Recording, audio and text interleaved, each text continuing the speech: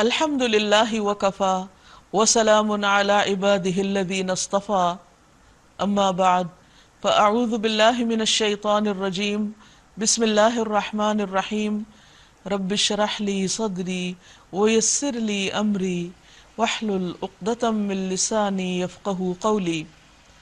السلام علیکم ورحمۃ اللہ وبرکاتہ۔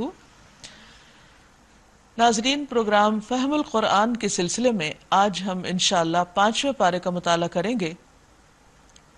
رسول اللہ صلی اللہ علیہ وسلم نے فرمایا کہ قرآن ایک رسی ہے، اس کا ایک کنارہ اللہ کے ہاتھ میں ہے اور دوسرا کنارہ تمہارے ہاتھ میں، اس کو مضبوطی سے پکڑے رہو کیونکہ اس کے بعد تم کبھی بھی گمراہ اور ہلاک نہیں ہو سکتے۔ اور یہ ایک حقیقت ہے کہ قرآن وہ راہ دکھاتا ہے جو سب سے زیادہ درست ہے اور انسانوں کے فائدے میں ہے۔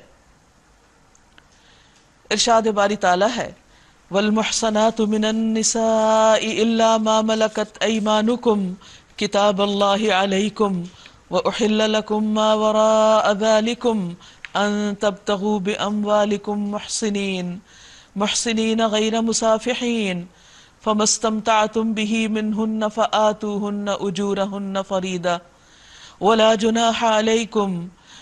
جناح علیکم فیما تراضیتم به من بعد الفریضہ ان اللہ کان علیما حکیما۔ شروع اللہ کے نام سے جو بے انتہا مہربان نہایت رحم فرمانے والا ہے۔ اور وہ عورتیں بھی تم پر حرام ہیں جو کسی دوسرے کے نکاح میں ہوں، محصنات، البتہ ایسی عورتیں اس سے مستثنی ہیں جو جنگ میں تمہارے ہاتھ آئیں۔ یہ اللہ کا قانون ہے جس کی پابندی تم پر لازم کر دی گئی ہے۔ ان کے سوا جتنی عورتیں ہیں انہیں اپنے اموال کے ذریعے سے حاصل کرنا، یعنی مہر ادا کر کے حاصل کرنا، تمہارے لیے حلال کر دیا گیا ہے، بشرطے کہ حصار نکاح میں ان کو محفوظ کرو، نہ یہ کہ آزاد شہوت رانی کرنے لگو۔ پھر جو ازدواجی زندگی کا لطف تم ان سے اٹھاؤ اس کے بدلے ان کے مہر بطور فرض کے ادا کرو، البتہ مہر کی قرارداد ہو جانے کے بعد آپس کی رضامندی سے تمہارے درمیان اگر کوئی سمجھوتا ہو جائے تو اس میں کوئی حرج نہیں، اللہ علیم اور دانا ہے۔ اللہ سبحانہ تعالیٰ نے بندوں کے اندر مختلف طرح کی خواہشات پیدا کی ہیں، ان میں سے ایک شہوانی خواہشات ہیں۔ خواہشات کو اگر ڈسپلن میں نہ رکھا جائے، حدود کے اندر نہ رکھا جائے تو وہ انسان کو ہلاکت کی طرف لے جاتی ہیں۔ اللہ سبحانہ تعالیٰ نے ان خواہشات کی تکمیل کے لیے انسان کو کچھ ضابطے، قاعدے، اصول، طریقے بتائے ہیں اور ان کی پابندی لازم ہے، ورنہ انسان اور حیوان کا فرق مٹ جاتا ہے۔ اگر انسان ان اصولوں اور اللہ تعالیٰ کی طرف سے آئی ہوئی اس رہنمائی کی پیروی نہیں کرتا تو پھر وہ جانوروں کی طرح ہر طرح کی پابندی سے آزاد ہو کر صرف اپنی منمانی کرنے لگتا ہے، جس کے نتیجے میں وہ اللہ تعالیٰ کی ناراضگی کا اور اللہ تعالیٰ کے غضب کا مستحق ہو جاتا ہے۔ اللہ سبحانہ تعالیٰ نے اس خواہش کی تکمیل کے لیے نکاح کو لازم قرار دیا، لیکن قریبی رشتہ داروں میں کچھ خواتین ایسی ہیں، نسب سے یا رضاعت سے یا سسرالی رشتوں میں، کہ جن کے ساتھ نکاح حرام ہے۔ اسی سلسلے میں آج یہاں بات ہو رہی ہے کہ وہ عورتیں جو پہلے سے شادی شدہ ہوں، یعنی ایک عورت اگر اس کا نکاح کہیں اور ہو چکا ہے تو اس کے ساتھ کوئی دوسرا مرد نکاح نہیں کر سکتا، وہ عورت اس پر حرام ہے۔ اور یہاں محسنہ کا لفظ استعمال ہوا ہے جو عربی میں حسن سے ہے، اور حسن قلعے کو کہتے ہیں، اور قلعے میں انسان پروٹیکشن کے لیے، حفاظت کے لیے داخل ہوتا ہے، یعنی وہ خاتون جس کو شوہر کی پناہ یا شوہر کی حفاظت حاصل ہے، اس سے کوئی دوسرا مرد شادی نہیں کر سکتا۔ اور اگر شادی کرنا ہو تو پھر اس کے علاوہ دوسری خواتین میں سے کسی سے کی جائے، لیکن اس کے بھی شرائط ہیں، اور وہ شرط کیا ہے کہ ان کا حق مہر ان کو ادا کیا جائے۔ اور اسی طرح یہ کہ چھپی دوستی نہ کی جائے، معروف طریقے سے نکاح کیا جائے، چھپ کر نکاح نہ ہو، اور پھر یہ کہ باہم رضامندی کے ساتھ نکاح ہو، جبرن نکاح نہ ہو۔ پھر فرمایا، اور جو شخص تم میں سے اتنی قدرت نہ رکھتا ہو کہ خاندانی مسلمان عورتوں سے نکاح کر سکے، اسے چاہیے کہ تمہاری ان لونڈیوں میں سے کسی کے ساتھ نکاح کر لے جو تمہارے قبضے میں ہو اور مومنہ ہو۔ اللہ تمہارے ایمانوں کا حال خوب جانتا ہے، تم سب ایک ہی گروہ کے لوگ ہو، یعنی آدم کی اولاد ہو، اور یہ جو فرق ہے یا مرتبے ہیں یہ ایک عارضی چیز ہے، اصل رشتہ ایمان کا رشتہ ہے، اسلام کا رشتہ ہے۔ اور حقیقت یہ ہے کہ نکاح میں جو چیز انسان کا معیار ہونی چاہیے وہ صرف خواہش نفس نہیں، صرف پسند نہیں، بلکہ دین اور اخلاق مقدم ہونے چاہیے۔ یعنی اگر کسی بھی خاتون یا مرد کا دین اور اخلاق پسندیدہ ہے تو پھر اس سے نکاح کرنے میں حرج نہیں، کیونکہ نکاح محض شہوت رانی کے لیے نہیں ہوتا بلکہ ایک خاندان بنانے کے لیے ہوتا ہے، اور بہترین خاندان اسی وقت وجود میں آ سکتا ہے جب اس میں دونوں فریق کے اندر خدا کا خوف ہو اور وہ دونوں ایک دوسرے کی عزت اور احترام کرنے والے ہوں، ایک دوسرے کے حقوق ادا کرنے والے ہوں۔ پھر فرمایا فَانْكِحُوهُنَّ بِإِذْنِ أَهْلِهِنَّ، ان سے بھی ان کے سرپرستوں کی اجازت سے نکاح کرو۔ یعنی ایک آزاد عورت کا نکاح تو اس کے ولی کی اجازت کے ساتھ ہوگا، لیکن ایک غلام عورت کا نکاح بھی وہ اپنی مرضی سے نہیں کرے گی، بلکہ اس کا ولی، اس کا سرپرست جو ہے یا اس کا آقا جو ہے اس کی اجازت سے نکاح ہوگا۔ اور معروف طریقے سے ان کے مہر ادا کرو، یعنی خواہ غلام عورت سے شادی کرو پھر بھی مہر دینا ہوگا، تاکہ وہ حصار نکاح میں محفوظ محسنات ہو کر رہیں، آزاد شہوت رانی نہ کرتی پھریں اور نہ چوری چھپے آشنائیاں کریں۔ یعنی چھپی ہوئی دوستیاں اور آؤٹ آف ویڈ لاک رشتے اور تعلقات جو ہیں یہ اسلام میں ناپسندیدہ ہیں بلکہ حرام ہیں۔ پھر جب وہ حصار نکاح میں محفوظ ہو جائیں اور اس کے بعد کسی بدچلنی کی مرتکب ہوں تو ان پر اس سزا کی بنسبت آدھی سزا ہے جو خاندانی عورتوں کے لیے مقرر ہے۔ یہ سہولت تم میں سے ان لوگوں کے لیے پیدا کی گئی ہے جن کو شادی نہ کرنے سے بندے تقوی کے ٹوٹ جانے کا اندیشہ ہو، لیکن اگر تم صبر کرو تو یہ تمہارے لیے بہتر ہے۔ یعنی پھر تم آزاد خاندانی عورت سے شادی کرو تاکہ آئندہ کے لیے مشکلات نہ ہوں، لیکن اگر انسان سمجھے کہ اس کا ایمان یا اس کی عزت و عصمت خطرے میں ہے تو ایسی صورت میں انسان نکاح کر لے، لیکن صبر زیادہ بہتر ہے۔ واللہ غفور الرحیم، اور اللہ غفور الرحیم ہے۔ یرید اللہ لیبین لکم ویہدیکم سنن الذین من قبلکم ویتوب علیکم واللہ علیم حکیم۔ اللہ چاہتا ہے کہ تم پر ان طریقوں کو واضح کرے اور انہی طریقوں پر تمہیں چلائے جن کی پیروی تم سے پہلے گزرے ہوئے نیک لوگ کرتے تھے۔ وہ اپنی رحمت کے ساتھ تمہاری طرف متوجہ ہونے کا ارادہ رکھتا ہے اور وہ علیم بھی ہے، دانا بھی ہے۔ یعنی اللہ تعالیٰ یہ ساری حدود، ضابطے، قاعدے، طریقے، سلیقے تمہیں کیوں سکھا رہا ہے؟ تاکہ تم اللہ کی رحمت کے مستحق ہو۔ وہ علیم بھی ہے اور دانا بھی، وہ اپنے علم اور حکمت کی بنا پر تمہیں یہ تمام طریقے بتا رہا ہے، اس لیے ان پر عمل کرنا، ان طریقوں پر چلنا تمہارے فائدے میں ہے۔ ہاں اللہ تو تم پر رحمت کے ساتھ توجہ کرنا چاہتا ہے، مگر جو لوگ اپنی خواہشات نفس کی پیروی کر رہے ہیں وہ چاہتے ہیں کہ تم راہ راست سے ہٹ کر دور نکل جاؤ۔ اشارہ ہے منافقین کی طرف یا ان لوگوں کی طرف جو نبی صلی اللہ علیہ وسلم کی لائی ہوئی ہدایات اور آپ کی جاری کردہ اصلاحات سے خائف بھی تھے اور ان پر اعتراض بھی کرتے تھے۔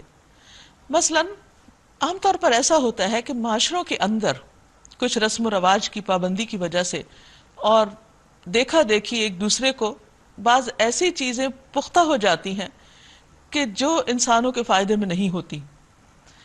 ایسے رسوم و رواج سے بعض اوقات لوگ خود بھی تنگ ہوتے ہیں لیکن وہ ان کی اصلاح نہیں کر پاتے، حتیٰ کہ ایمان لانے کے بعد بھی، عبادات کی پابندی کے باوجود بھی کلچر اور رسم و رواج ایسی مشکل چیزیں ہیں، یہ ایسے بندھن ہیں کہ جن سے نکلنا اتنا آسان نہیں ہوتا، کیونکہ اس پر بہت سے لوگوں کا ایک طرح سے معاشرتی دباؤ ہوتا ہے۔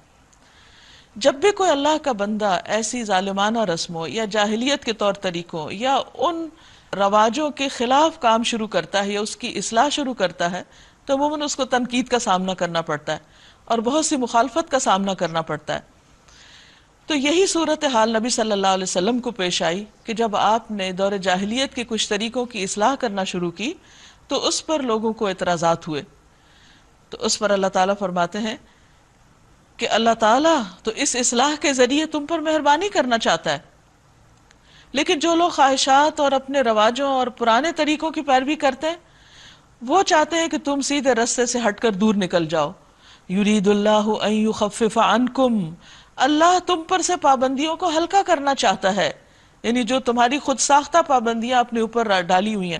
آج بھی اگر ہم دیکھیں تو ہمارے ہاں شادی بیاہ کے موقع پر اور ایون فوتگی کے موقع پر بعض ایسے رسمیں ہیں کہ جن پر لوگ ریلیجن سے زیادہ پابندی کرتے ہیں، خواہ اس پر ان کو قرض لینا پڑے یا ایکسٹرا کام کرنا پڑے یا بعض اوقات چوری ڈاکہ بھی ڈالنا پڑے تو لوگ اس کو بھی اپنے لیے روا کر لیتے ہیں، لیکن ان رسموں پر فضول خرچی کرنے سے نہیں پیچھے ہٹتے. تو اللہ تعالیٰ فرماتے ہیں کہ ان ایکسٹرا چیزوں کو اس لیے ہٹایا جا رہا ہے کہ اللہ تم سے آسانی چاہتا ہے. وَخُلِقَ الْإِنسَانُ ضَعِيفًا، کیونکہ انسان کمزور پیدا کیا گیا ہے. یا ایھا الذین آمنوا لا تأکلوا اموالکم بینکم بالباطل، اے لوگو جو ایمان لائے ہو آپس میں ایک دوسرے کے مال باطل طریقوں سے نہ کھاؤ. لین دین ہونا چاہیے آپس کی رضامندی سے. باطل طریقے کون سے ہیں؟ وہ تمام طریقے جو حق کے خلاف ہوں، شریعت کے خلاف ہوں، اخلاقاً درست نہ ہوں، معروف طریقے کے خلاف ہوں، جن پر کوئی بھی معقول انسان راضی نہ ہو. تو فرمایا کہ ایسے طریقوں سے کسی کا مال مت ہتھیاؤ، مگر یہ کہ تجارت ایک دوسرے کی رضامندی سے ہو. مثلا اگر کوئی شخص کچھ خریدنے کے لیے جاتا ہے تو وہ کسی دکاندار سے زبردستی کچھ نہیں لے سکتا، الا یہ وہ راضی ہو اور جس قیمت پر وہ لینا چاہتا ہے اس قیمت کے ساتھ وہ ادا کرے اس کو. اسی طرح اگر دونوں فریق راضی نہیں تو کوئی بھی سودا طے نہیں پا سکتا. وَلَا تَقْتُلُوا أَنفُسَكُمْ، اور اپنے آپ کو قتل نہ کرو. خود کو قتل کرنے کے کئی طریقے ہو سکتے ہیں، ان میں سے ایک ہے خودکشی. خودکشی اسلام میں حرام ہے.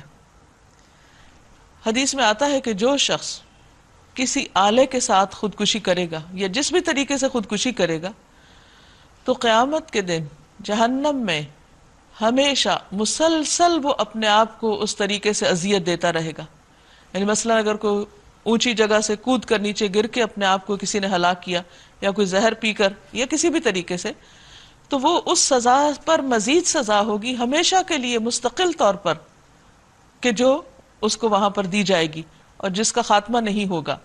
ہم عام طور پر یہ سمجھتے ہیں کہ خودکشی سے شاید مسائل حل ہو جاتے ہیں یا بعض اوقات اپنی اہمیت ثابت کرنے کے لیے یا بہت بہادری ظاہر کرنے کے لیے، لیکن ہماری جان ہمارے پاس ایک امانت ہے.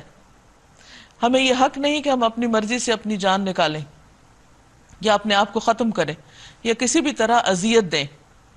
تو اس لیے اللہ سبحانہ وتعالیٰ نے خصوصی طور پر اس سے منع کیا کہ خود کو مت قتل کرو.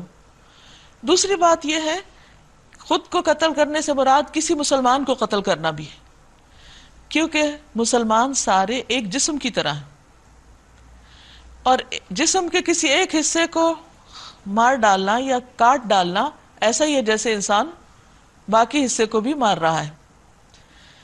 نبی صلی اللہ علیہ وسلم نے فرمایا زوال الدنیا اہون علی اللہ من قتل امرئ مسلم، پوری دنیا کا زوال اللہ کے نزدیک کم درجے کا ہے ایک مسلمان کے قتل سے.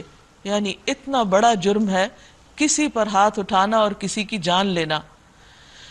تو فرمایا وَلَا تَقْتُلُوا أَنفُسَكُمْ إِنَّ اللَّهَ كَانَ بِكُمْ رَحِيمًا، یقین مانو کہ اللہ تم پر بہت مہربان ہے، وہ تمہاری بھلائی چاہتا ہے. یہ اس کی مہربانی ہے کہ وہ تمہیں ایسے کاموں سے منع کر رہا ہے. وَمَن يَفْعَلْ ذَلِكَ عُدْوَانًا وَظُلْمًا فَسَوْفَ نُصْلِيهِ نَارًا وَكَانَ ذَلِكَ عَلَى اللَّهِ يَسِيرًا، جو شخص ظلم اور زیادتی کے ساتھ ایسا کرے گا اس کو ہم ضرور آگ میں جھونکیں گے اور اللہ کے لیے یہ کوئی مشکل کام نہیں. اب آپ دیکھیے کہ یہاں پر خطاب کس سے ہے؟ خطاب اہل ایمان سے ہے. یعنی بھلے کوئی شخص زبان سے لا الہ الا اللہ کہتا ہو، اس کا نام مسلمانوں والا ہو یا اپنے آپ کو مسلمانوں کی فہرست میں لکھواتا ہو، لیکن اگر وہ ان دو کاموں سے باز نہیں آتا، نمبر ایک باطل طریقے حرام طریقے سے چوری، ڈاکہ، غصب، ان طریقوں سے مال کماتا ہے، یا ظلمن کسی کا مال چھین لیتا ہے، اور دوسری چیز خودکشی کرتا ہے یا دوسرے کو قتل کرتا ہے، تو اس کی سزا بھی بتا دی گئی. فرمایا فَسَوْفَ نُصْلِيهِ نَارًا وَكَانَ ذَلِكَ عَلَى اللَّهِ يَسِيرًا، کہ ہم اس کو آگ میں جھونکیں گے اور یہ چیز اللہ کے لیے بہت آسان ہے. یعنی اس معاملے میں انتہائی سختی سے بات کی گئی ہے کہ اس معاملے کی شدت کو سمجھا جائے اور اس سے پرہیز کیا جائے. غصے میں آ کر، اشتعال میں آ کر، یہ کسی بھی چیز کا بہانہ بنا کر کسی کی جان نہیں لے جا سکتی. ان تجتنبوا کبائر ما تنہون عنہ نکفر عنکم سیئاتکم وندخلکم مدخلا کریما. اگر تم ان بڑے بڑے گناہوں سے بچتے رہے جن سے تمہیں منع کیا جا رہا ہے، یعنی کبیرہ گناہ، تو تمہاری چھوٹی موٹی برائیوں کو ہم تمہارے حساب سے ساقط کر دیں گے اور تم کو عزت کی جگہ داخل کریں گے. بڑے گناہ کیا ہیں؟ مثلا اللہ کے ساتھ شرک کرنا، والدین کی نافرمانی کرنا، جادو کرنا، قتل کرنا، زنا کرنا، چوری کرنا، یہ تمام بڑے بڑے گناہ ہیں. اس کے علاوہ بھی کئی گناہ بڑے ہیں. بڑا گناہ کوئی اس وقت ہوتا ہے جس میں اللہ سبحانہ وتعالیٰ کے واضح حکم کی خلاف ورزی کی جاتی ہے، یا پھر یہ کہ جن چیزوں میں دوسرے انسانوں کا حق مارا جاتا ہے. امام ذہبی نے ایک کتاب لکھی ہے الکبائر کے نام سے، جس میں پوری تفصیل دے دی گئی ہے ان گناہوں کی جن کو بڑے گناہ کہا جاتا ہے. تو فرمایا کہ اگر تم بڑے گناہ چھوڑ دو گے تو چھوٹے چھوٹے گناہوں کو ہم تم سے درگزر کر دیں گے. یعنی چھوٹے گناہوں کا کفارہ نماز، وضو، روزہ، حج، زکوٰۃ اور باقی نیکیوں سے ہوتا رہتا ہے.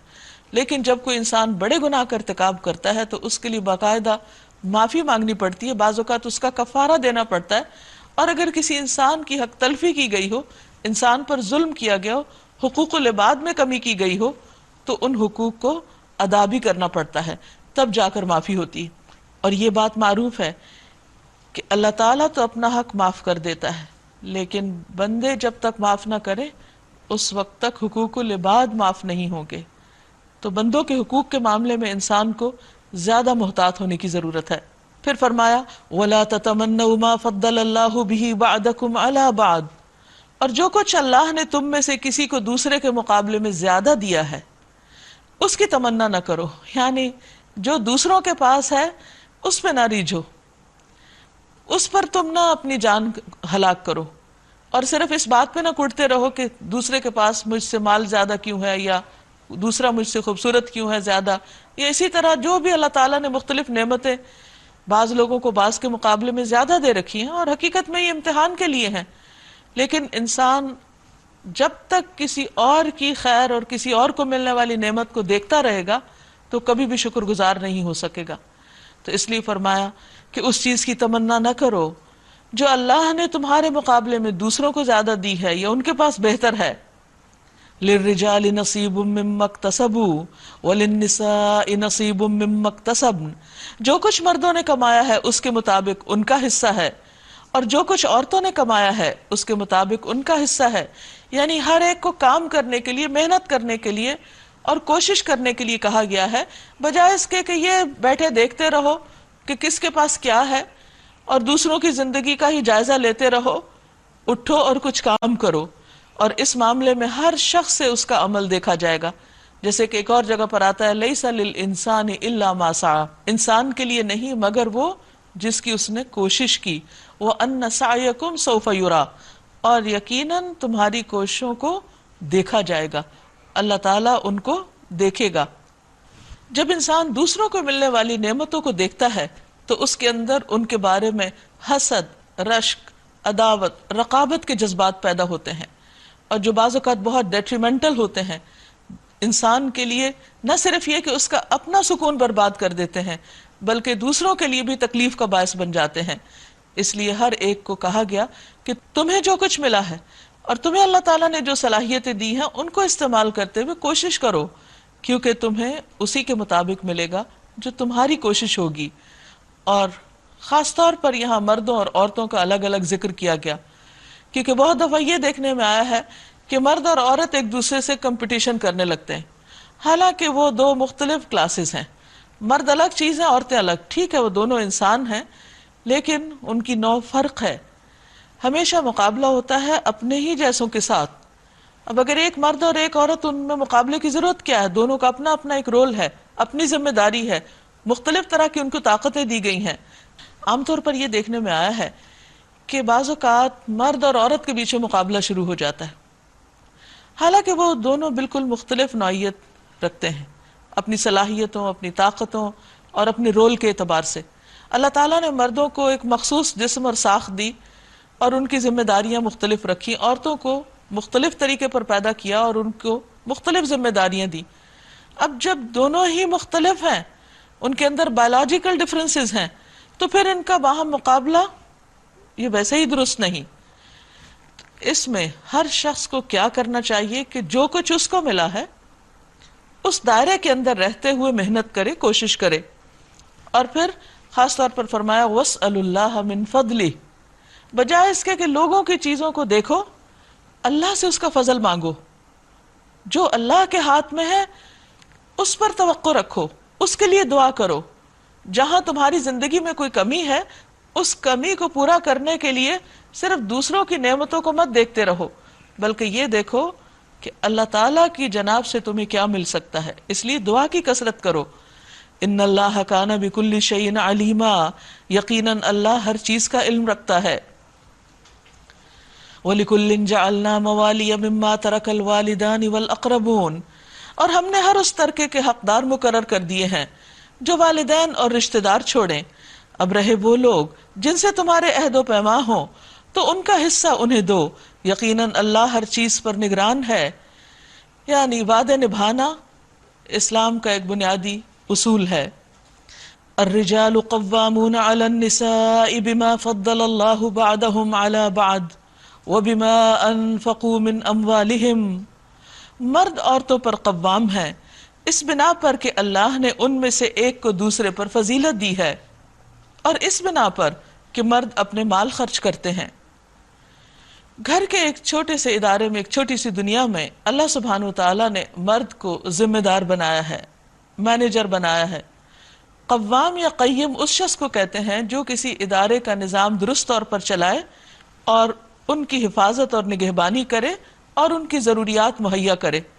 گویا مرد پر یہ ذمہ داری عائد کی گئی ہے کہ شادی کے بعد وہ اپنی بیوی اور پھر بچوں کی ضروریات پوری کرے، ان کی حفاظت کرے، ان کی نگرانی کرے اور ان کو درست طریقے پر چلائے، ان کو ادب اخلاق سکھائے اور ان کی آخرت کی بھی فکر کرے. جیسا کہ ایک اور جگہ پر فرمایا یا ایھا الذین آمنوا قوا انفسکم واہلیکم نارا، اے لوگو جو ایمان لائے ہو اپنے آپ کو اور اپنے گھر والوں کو آگ سے بچاؤ. اس کی وجہ کیا ہے کہ یہ ذمہ داری مرد کو دی گئی؟ دو وجوہات یہاں بتائی گئی. نمبر ایک، بما فضل اللہ بعضهم علی بعض، کیونکہ اللہ نے ان میں سے ایک کو دوسرے پر فضیلت دی ہے. اب فضیلت یہاں کسی شان، شرف اور عزت کے معنی میں نہیں ہے، بلکہ اس سے مراد ایک کا دوسرے کے مقابلے میں اس رول کو بہتر طور پر ادا کرنے کی صلاحیت ہے. یعنی مرد کی جو جسمانی طاقت یا اس کی جو صلاحیت ہے، یا جو اس کو اللہ تعالیٰ نے ان بہت سی ذمہ داریوں سے فارغ کر دیا جو عورت کو ایک گھر کے اندر ادا کرنی پڑتی ہیں، بچوں کی پیدائش وغیرہ اور ان کی تربیت کے سلسلے میں. دوسری بات یہ ہے وَبِمَا أَنفَقُوا مِنْ أَمْوَالِهِمْ، کیونکہ وہ اپنے مال خرچ کرتے ہیں. بعض اوقات ایسا ہوتا ہے کہ مرد کے پاس جاب نہیں ہوتی اور عورت کے پاس ہوتی ہے یا وہ کمائی کر رہی ہوتی ہے، تو کیا اس سے یہ لازم آتا ہے کہ مرد کی قوامیت کا جو رول ہے وہ بھی عورت کو دے دیا جائے؟ ایسا کرنا انصاف کی بات نہیں ہوگی. کیوں؟ اس لیے کہ عورت پر ذمہ داری اور زیادہ بڑھ جائے گی. پہلے وہ ایک ذمہ داری جو مرد کو ادا کرنی چاہیے تھی وہ ادا کر رہی ہے، اور اگر قوام ہونے کی بھی اس کو ذمہ داری دے دی گئی تو اس پر بہت بڑا بوجھ پڑ جائے گا. چونکہ مرد کو قوام صرف مال خرچ کرنے کی بنا پہ نہیں بنایا گیا، دوسری وجہ بھی اس میں موجود ہے کہ وہ اس ذمہ داری کو اپنی مخصوص جسمانی طاقت، قوت اور حالات کی وجہ سے بہتر طور پر نبھا سکتے ہیں. مثلا گھر کو لک آفٹر کرنے میں یا پروٹیکٹ کرنے میں. تو آپ دیکھیے کہ عورت فطری طور پر کمزور ہوتی ہے، جسمانی طور پر بھی کمزور ہوتی ہے، وہ اس طرح فیملی کو، خاندان کو پروٹیکٹ نہیں کر سکتی جس طرح ایک مرد کر سکتا ہے. اور اس کا مظاہرہ ہم عام طور پر دیکھتے ہیں کہ چھوٹی چھوٹی چیزوں سے ہم خواتین گھبرا جاتے ہیں. دوسری طرف عورت کا جو رول ہے گھر کی دنیا میں وہ کیا ہے؟ فالصالحات قانتات، نیک عورتیں فرما بردار ہوتی ہیں. لیکن یہ فرما برداری غیر مشروط نہیں، یہ مشروط ہے. ان چیزوں میں فرما برداری جو اللہ کے حکم کے مطابق ہیں. ایسا نہیں کہ اگر ایک شوہر اپنی بیوی کو کہے کہ نماز نہیں پڑھو، یا کوئی اور غلط کام یا حرام کام کرنے کے لیے کہے، ناجائز کام کرنے کے لیے اکسائے، تو وہ اس میں بھی اس کی بات مانے. یہ اس آیت کا مطلب نہیں ہے. اس کا مطلب یہ ہے کہ اللہ سبحانہ وتعالیٰ کے حکم کے مطابق ایک عورت کو شوہر کی بات ماننی چاہیے. کیونکہ اگر کسی کو ایک اتھارٹیٹو رول دیا جاتا ہے اور اس کے جو سبارڈینیٹس ہیں وہ اس کی بات ہی نہیں مانتے، تو نظام کیسے چل سکتا ہے؟ اور پھر دوسری بات فرمائی حافظات للغیب بما حفظ اللہ، کہ نیک عورتیں مردوں کے پیچھے اللہ کی حفاظت اور نگرانی میں ان کے حقوق کی حفاظت کرتی ہیں. نبی صلی اللہ علیہ وسلم نے فرمایا بہترین بیوی وہ ہے جب تم اسے دیکھو تو تمہارا جی خوش ہو جائے، جب تم اسے کسی بات کا حکم دو تو وہ اطاعت کرے، جب تم گھر میں نہ ہو تو وہ تمہارے پیچھے تمہارے مال اور اپنے نفس کی حفاظت کرے. یعنی دو بڑی ذمہ داریاں ہیں، مال کی حفاظت اور نفس کی حفاظت. اس کے علاوہ شوہر بیوی کے بیچ میں جو راز ہیں یا باتیں ہیں تو وہ گھر کی باتیں باہر جا کر نہ کرے، کیونکہ اس سے فتنہ فساد پھیلتا ہے، باہم اعتماد پہ زد پڑتی ہے. عبداللہ بن عمرو رضی اللہ عنہ بیان کرتے ہیں کہ رسول اللہ صلی اللہ علیہ وسلم نے فرمایا اللہ تعالیٰ اس عورت کی طرف نہیں دیکھتا جو اپنے خاوند کی شکر گزار نہیں ہوتی، حالانکہ وہ اس سے بے نیاز نہیں ہو سکتی. واللاتی تخافون نشوزہن، اور وہ عورتیں جن کے نشوز سے تم ڈرتے ہو، یعنی ان کی سرکشی سے ڈرتے ہو، یعنی وہ شوہر کی بات نہیں مانتی یا اس کا خاص حق نہیں دیتی، تو ایسی صورت میں گھر کا نظام نہیں چل سکتا. اس کی اصلاح کی ضرورت ہے. یہ اصلاح کیسے ہوگی؟ اس کے 3 سٹیپس بتائے گئے ہیں. نمبر 1 فعظوہن، تم ان کو سمجھاؤ. یہاں واعظ کا لفظ استعمال ہوا. واعظ کہتے ہیں اس نصیحت کو یا نصیحت کے اس طریقے کو جو دل پہ اثر کر جائے. یعنی مرد کی ذمہ داری یہ ہے کہ بیوی کی طرف سے اگر بے رخی کا رویہ آ رہا ہے یا ضد اور سرکشی کا آ رہا ہے یا کوئی بات ماننے کو تیار نہیں ہے، تو اس صورت میں ایک دم وہ بھی موڈ آف نہ کر لے، کیونکہ اگر دونوں طرف سے کمیونیکیشن ختم ہو جائے گی تو معاملہ خراب ہو جائے گا، زیادہ بڑھ جائے گا. تو اس لیے مرد چونکہ قوام ہے، اس کو دل بڑا کرنا ہوگا. وہ پیار سے، محبت سے، ہمدردی سے، خیرخواہی سے، رقت سے، دل کو چھو جانے والی بات کر کے عورت کے دل کو نرم کرے اور اس کو اس کی ذمہ داری کا احساس دلائے. لیکن اگر عورت اس پیار محبت کو نہ سمجھے، اس نصیحت کو نہ سمجھے، تو دوسرا سٹیپ بتایا گیا وَاهْجُرُوهُنَّ فِي الْمَضَاجِعِ، کہ انہیں خواب گاہوں میں علیحدہ کر دو. کیونکہ عورت کے لیے شوہر کی بے رخی بہت بھاری ہوتی ہے. اس لیے اللہ سبحانہ وتعالیٰ جو کہ ہماری نفسیات کو، ہماری ضروریات کو ہم سے زیادہ جانتا ہے، اسی نے یہ طریقہ سکھایا ہے کہ ان سے تم علیحدہ ہو جاؤ. اب اگر کوئی عورت اتنی سنگ دل ہو چکی ہے کہ اسے اپنے گھر کی پرواہ نہیں، شوہر کی پرواہ نہیں، مرد کی بے رخی کی بھی پرواہ نہیں، تو پھر اس کو چھوڑ نہیں دیا جائے گا.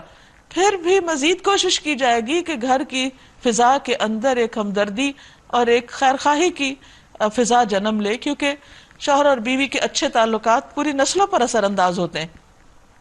تو تیسرے درجے میں فرمایا ان کو مارو. اب جب مارنے کی بات ہوتی ہے تو یہ سمجھا جاتا ہے کہ جیسے بے محابہ جو جی چاہے مارو، جیسے جی چاہے مارو، جیسے کسی جانور کو مارنے کی بات ہے، ایسی ہرگز نہیں. نبی صلی اللہ علیہ وسلم نے اس کے بارے میں جو وضاحت کی ہے وہ یہ کہ جیسے ایک مسواک ہوتا ہے.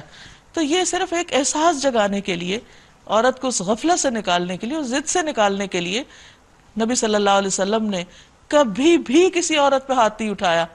اسی طرح صحابہ کرام کے بارے میں یہ نہیں ملتا کہ وہ اپنی بیویوں کو مارتے تھے. یہ تو صرف ایک آخری درجے کا حل بتایا گیا ہے تاکہ گھر ٹوٹنے نہ پائے. پھر فرمایا فَإِنْ أَطَعْنَكُمْ، اگر وہ تمہاری اطاعت کریں، بات مان لیں، فَلَا تَبْغُوا عَلَيْهِنَّ سَبِيلًا، تو تم خواہ ان پر دست درازی کے لیے بہانے تلاش مت کرو. إِنَّ اللَّهَ كَانَ عَلِيًّا كَبِيرًا، یاد رکھو، یقین مانو، اوپر اللہ موجود ہے جو بڑا اور بالا تر ہے. بعض اوقات عورت کی پوزیشن کمزور ہوتی ہے، فیملی بیک گراؤنڈ کمزور ہوتا ہے، تو اس صورت میں مرد کو موقع مل جاتا ہے کہ بیوی کو جیسے چاہے ڈرائے، دھمکائے، دبائے، کیونکہ وہ بیچاری اپنے حقوق کے لیے کچھ نہیں کر سکتی. تو اللہ سبحانہ وتعالیٰ نے فرمایا یاد رکھو کہ تم آج یہ سب کر رہے ہو، تمہارے اوپر ایک رب بھی ہے جو علی کبیر ہے. اللہ تعالیٰ کی یہ 2 صفات یہاں ذکر ہوئی ہیں کہ تم اللہ کی بڑائی کو یاد رکھو، وہ پوچھنے والا موجود ہے. اس لیے کوئی شخص کسی پر ظلم نہ کرے، خواہ وہ اس پر کتنا بھی بڑا اختیار کیوں نہ رکھتا ہو. وَإِنْ خِفْتُمْ شِقَاقَ بَيْنِهِمَا، اور اگر تم لوگوں کو کہیں میاں اور بیوی کے تعلقات بگڑ جانے کا اندیشہ ہو، یعنی ساری تدبیریں ہو چکی لیکن کوئی بات بنتی نہیں، اور اب لڑائی جھگڑے فساد بہت بڑھ چکے ہیں کہ میاں بیوی آپس میں ایک دوسرے کے ساتھ مل کے خود اپنے گھر کے اندر نہیں سلجھا سکتے، تو نیکسٹ سٹیپ کیا ہے؟ تو ایک حکم مرد کے رشتہ داروں میں سے اور ایک عورت کے رشتہ داروں میں سے مقرر کرو، یعنی دونوں طرف سے اب فیملی انوالو ہو. وہ دونوں اصلاح کرنا چاہیں گے تو اللہ ان کے درمیان موافقت کی صورت نکال دے گا، معاملہ درست ہو جائے گا. اللہ سب کچھ جانتا اور باخبر ہے. اس کے بعد عمومی ہدایات، وَاعْبُدُوا اللَّهَ وَلَا تُشْرِكُوا بِهِ شَيْئًا، اور تم سب اللہ کی بندگی کرو اور اس کے ساتھ کسی کو شریک نہ بناؤ، کیونکہ خاندانی زندگی کی اصلاح اس میں ہے کہ انسان عمومی طور پر اللہ کا بندہ بن کر رہے اور اپنے سارے کاموں کو اللہ کے لیے خالص کر رہے، کیونکہ اگر انسان اللہ کے علاوہ کسی اور کے لیے اچھے کام کرتا ہے تو وہ قبول نہ کیے جائیں گے. وَبِالْوَالِدَيْنِ إِحْسَانًا، اور والدین کے ساتھ احسان کرو، یعنی صرف بیوی کا حق نہیں، صرف اپنے بچوں کا ہی حق نہیں، بلکہ والدین کا بھی حق ہے. اور ان کے ساتھ ہمیشہ جو سلوک کرنے کو بتایا گیا وہ احسان کا ہے. احسان عدل سے اوپر کا درجہ ہے، یعنی ویسا نہ کرو جیسے انہوں نے تمہارے ساتھ کیا، کیونکہ بعض اوقات بچوں کو بہت شکایات ہوتی ہیں اپنے ماں باپ سے. وہ جو بھی کریں تمہارا فرض یہ بنتا ہے کہ تم اچھا ہی کرو، کیونکہ وہ تمہارے والدین ہیں. وَبِذِي الْقُرْبَى، اور رشتہ داروں کے ساتھ، وَالْيَتَامَى، اور یتیموں کے ساتھ. مسلمانوں کے گھروں میں وہ گھر سب سے بہترین ہے جس میں کوئی یتیم پلتا ہو اور اس کے ساتھ اچھا سلوک کیا جاتا ہو. والمساکین، اور مسکینوں کے ساتھ، غریب فقیر حاجت مند. والجار ذی القربى، رشتہ دار پڑوسی کے ساتھ. اس کے دو حق ہیں، ایک رشتہ داری کا اور ایک پڑوسی ہونے کا، ہمسایہ ہونے کا، نیبر ہونے کا. ابو عامر ہمسی سے روایت ہے، انہوں نے کہا کہ ثوبان کہا کرتے تھے، کوئی شخص جو اپنے ہمسایہ پر ظلم اور جبر کرتا ہے حتیٰ کہ ہمسایہ گھر چھوڑ کر بھاگ جائے تو ایسا شخص ہلاک ہو جاتا ہے. والجار الجنب والصاحب بالجنب، اجنبی ہمسائے سے، یعنی جو رشتہ دار نہیں ویسے ہی نیبرز ہیں، مسلم نان مسلم کوئی بھی. والصاحب بالجنب، اور پہلو کے ساتھی، کہیں بھی ساتھ بیٹھنے والے، کولیگز، مثلاً کہیں ساتھ پڑھنے والے، ساتھ کام کرنے والے، کہیں کسی سفر میں ساتھ بیٹھنے والے، کسی ویٹنگ ایریا میں ساتھ بیٹھنے والے، خواہ تم انہیں جانتے ہو یا نہیں جانتے، ان سب کا بھی حق ہے. ابو ہریرہ رضی اللہ عنہ سے مروی ہے کہ نبی صلی اللہ علیہ وسلم نے فرمایا، پڑوسی کے ساتھ حسن سلوک کرو، مومن بن جاؤ گے. جو اپنے لیے پسند کرتے ہو لوگوں کے لیے بھی وہی پسند کرو، مسلمان بن جاؤ گے. اس طرح اللہ سبحانہ تعالیٰ نے ایک ترتیب رکھی، سب سے پہلے اپنی عبادت کی بات، پھر اس کے بعد انسانوں میں سے والدین، پھر خون کے رشتے، پھر اس کے بعد سوسائٹی کے کمزور لوگ، یتیم، مسکین، اور پھر اس کے بعد نیبرز، چاہے رشتہ دار ہوں، چاہے اجنبی ہوں، چاہے لمبے عرصے کے لیے ساتھ ہوں، چاہے تھوڑے عرصے کے لیے، چاہے تھوڑی دیر کے لیے کہیں کسی کے ساتھ واسطہ یا انسان کا تعلق پیدا ہو. وابن السبیل، اور مسافر جو بالکل اجنبی ہو اس کا بھی تم پر حق ہے. کتنی خوبصورت ہیں یہ ہدایات. اس طرح اللہ تعالیٰ انسانوں کے درمیان ایک ایسا رشتہ پیدا کرتا ہے اور ہر ایک کو احسان کرنے کا حکم دیتا ہے. اب دیکھیے کہ ہم عموماً کیا کہتے ہیں، فلاں نے چونکہ میرے ساتھ یہ کیا اس لیے میں بھی اس کے ساتھ ایسا کروں گا. اس بنا پر کبھی تعلقات خوبصورت نہیں ہوتے، خوشگوار نہیں ہوتے. خوشگوار تعلقات کا راز کیا ہے؟ احسان.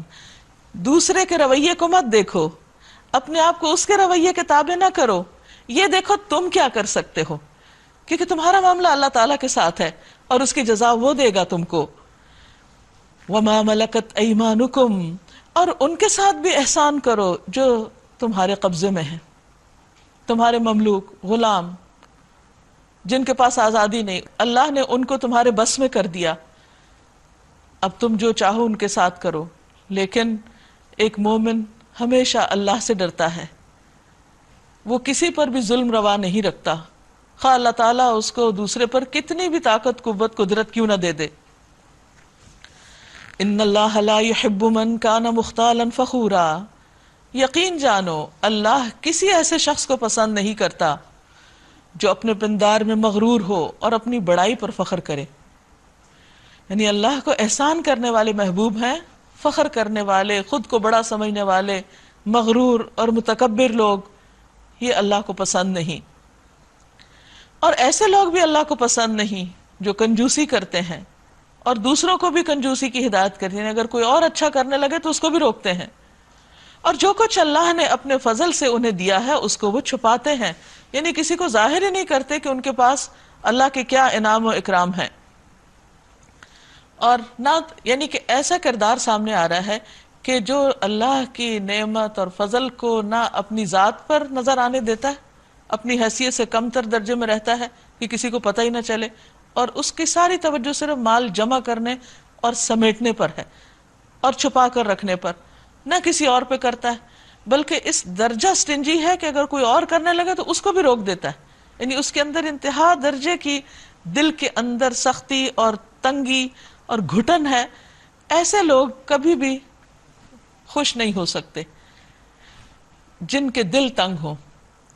انسانوں کے ساتھ اچھے تعلقات کا راز اس میں ہے کہ انسان ان کے لیے بھلائی سوچے، ایک دوسرے کے لیے، دوسرا پہلے کے لیے، اور ہر ایک احسان کے درجے میں جیے، نہ کہ اللہ کی نعمتوں کو چھپا کر اور اللہ کے فضل کو صرف چند چیزوں تک محدود کر کے. اور وہ بھی کیا کہ انسان اپنا سارا مال یا تو بینک کے اندر رکھ دے یا کہیں زمین میں کھود کے خزانے دفن کر دے، تو پھر وہ فائدہ زمین کو ہوگا یا بینک کے لاکر کو ہوگا، انسانوں کو نہیں ہوگا، خود اس کے اپنے آپ کو بھی نہیں ہوگا. وَأَعْتَدْنَا لِلْكَافِرِينَ عَذَابًا مُهِينًا. اب یہاں ایک دم کافرین کی بات آ گئی. یہاں مراد ہے ناشکرے لوگ کہ جو اللہ کی نعمتوں کو نہ استعمال کرتے ہیں اور نہ اس کا اظہار کرتے ہیں اور نہ دوسروں پہ خرچ کرتے ہیں. ایسے لوگ پھر مصیبتوں سے نکل نہیں پاتے، وہ مصیبتوں میں ہی گھرے رہتے ہیں. ان کے لیے رسوا کن عذاب ہے، یعنی دنیا کے اندر بھی ان کی کوئی عزت نہیں، ان کا کوئی مقام نہیں، کسی کے دل میں ان کے لیے کوئی جگہ نہیں.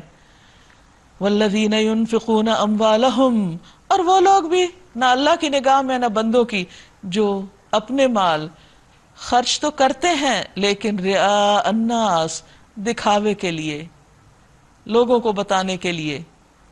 ولا یؤمنون باللہ ولا بالیوم الآخر، اور اللہ اور یوم آخرت پر ایمان نہیں رکھتے. وَمَن يَكُنِ الشَّيْطَانُ لَهُ قَرِينًا فَسَاءَ قَرِينًا، سچ یہ ہے کہ شیطان جس کا دوست ہوا اسے بہت ہی بری رفاقت میسر آئی. یہ سب کام انسان شیطان کی شاگردی میں کرتا ہے. شیطان جو انسان کا دشمن ہے وہ کبھی نہیں چاہتا دشمن کہ بندہ خود خوشحال رہے یا دوسروں کو خوش کرے. حالانکہ سب سے بہترین نیکی کیا ہے؟ کسی مومن کا دل خوش کرنا. اور اس کو خوش کیسے کر سکتے ہیں؟ اور کچھ نہیں تو کم از کم ایک اسمائل پاس کر کے، کوئی اچھی بات کر کے، یا اس پر کچھ خرچ کر کے، اس کی کوئی ضرورت پوری کر کے، اس کا کوئی قرض ادا کر کے، اس کی کسی دکھ بیماری تکلیف میں اس کی عیادت کر کے. تو جو شخص یہ نہ کرے وہ دراصل شیطان کا بھائی ہے. وَمَن يَكُنِ الشَّيْطَانُ لَهُ قَرِينًا فَسَاءَ قَرِينًا، تو وہ بدترین دوست ہے، بدترین رفیق ہے. آخر ان لوگوں پر کیا آفت آ جاتی اگر یہ اللہ اور روز آخرت پر ایمان رکھتے اور جو کچھ اللہ نے دیا ہے اس میں سے خرچ کرتے. کیونکہ تو اللہ کا وعدہ جو خرچ کرے گا اللہ اس کو اور دے گا. اگر یہ ایسا کرتے تو اللہ سے ان کی نیکی کا حال چھپا نہ رہ جاتا. اللہ کو سب پتا ہے. ان اللہ لا یظلم مثقال ذرہ، اللہ کسی پر ذرہ برابر بھی ظلم نہیں کرتا.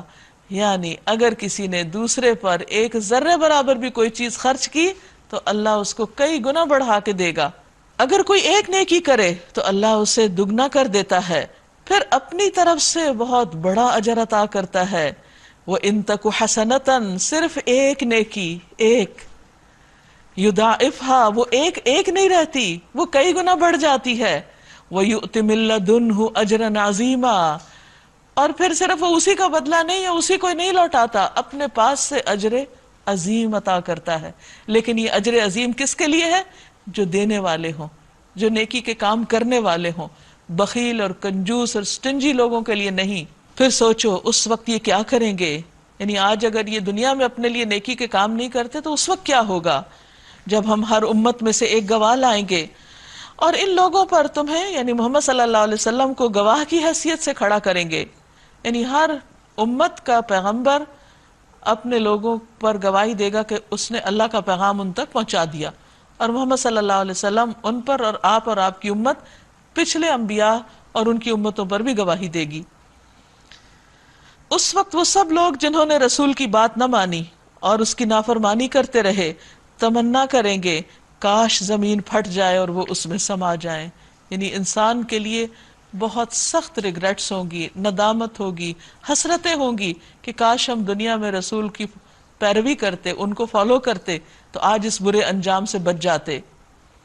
وَلَا يَكْتُمُونَ اللَّهَ حَدِيثًا، وہاں یہ اپنی کوئی بات اللہ سے نہ چھپا سکیں گے۔ یا ایھا الذین آمنوا، اے لوگو جو ایمان لائے ہو، جب تم نشے کی حالت میں ہو تو نماز کے قریب نہ جاؤ۔ یہاں نشے کی بات کی گئی، صرف شراب کی نہیں، کوئی بھی چیز جو انسان کے اندر نشے کی کیفیت پیدا کرے اور اس کے ہوش و حواس پر اثر انداز ہو جائے، اس کی ممانعت کی جا رہی ہے۔ اور کس طریقے پر کہ تم نماز کی حالت میں اس کیفیت میں نہیں ہو سکتے، اس کیفیت میں نماز جو ہے وہ ادا نہیں ہوگی، کیونکہ انسان کو یہ پتہ ہی نہیں چلے گا کہ وہ کیا پڑھ رہا ہے۔ پہلا حکم وہ تھا جو سورۃ البقرہ کی آیت نمبر 219 میں گزرا، جس میں صرف یہ کہا گیا کہ اللہ تعالیٰ کو یہ چیز پسند نہیں، ان کا گناہ زیادہ ہے، فائدہ کم ہے ان کا۔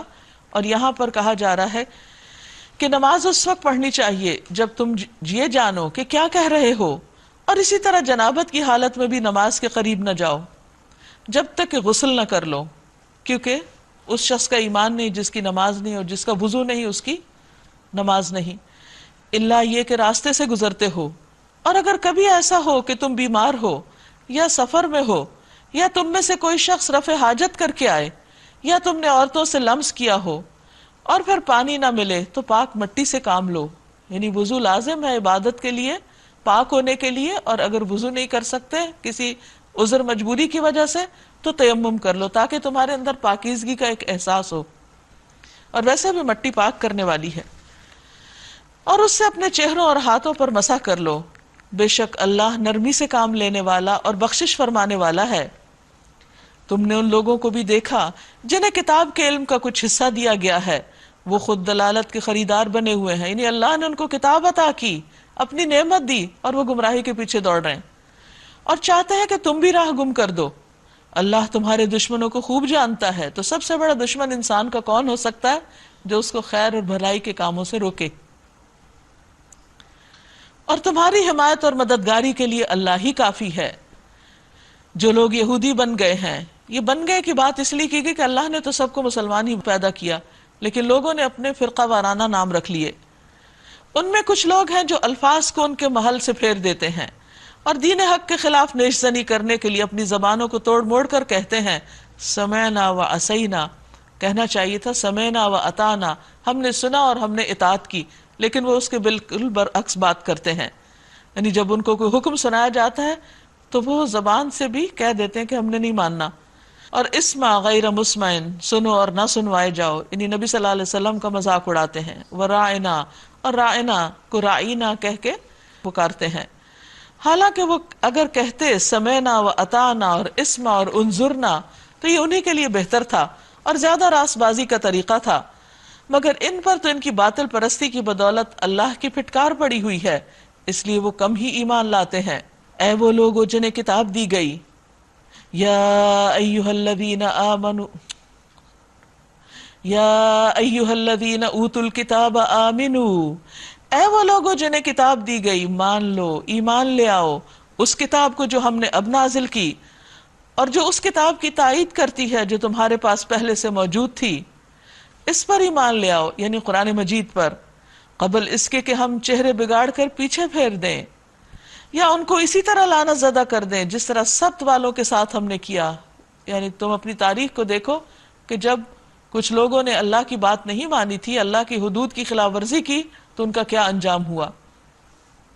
اور یاد رکھو کہ اللہ کا حکم نافذ ہو کر رہتا ہے، اللہ بس شرک ہی کو معاف نہیں کرتا، اس کے ماں سوا دوسرے جس قدر گناہ ہیں وہ جس کے لیے چاہتا ہے معاف کر دیتا ہے۔ اللہ کے ساتھ جس نے کسی اور کو شریک ٹھہرایا، اس نے تو بہت ہی بڑا جھوٹ تصنیف کیا اور بڑے سخت گناہ کی بات کی۔ یعنی چونکہ کوئی شریک ہے ہی نہیں، تو کسی کو بھی اللہ کے برابر قرار دینا اس دنیا کا سب سے بڑا جھوٹ ہے، خلاف حقیقت بات ہے، کیونکہ اس میں کوئی سچ ہے ہی نہیں. کیونکہ صرف ایک اللہ ہے جس نے آسمان و زمین کو پیدا کیا، جس نے ہمیں پیدا کیا، جو ہمیں روزی دیتا ہے، جس نے ہماری ہدایت کا انتظام کیا. اس لیے کسی اور کے بارے میں سمجھنا کہ اس کے پاس بھی ان میں سے کوئی پاور ہے کہ وہ رزق دے سکتا ہے یا اولاد دے سکتا ہے یا کسی کی بگڑی بنا سکتا ہے یا وہ قسمتوں کا مالک ہے، تو یہ سب سے بڑا جھوٹ ہے، کیونکہ کوئی ایسا ہے ہی نہیں اور یہ ممکن بھی نہیں. یہ کیسے ہو سکتا ہے کہ اللہ تعالیٰ اپنے یہ اختیارات اوروں کو دے دے؟ تو یہ بہت بڑا جھوٹ اور بڑے سخت گناہ کی بات ہے.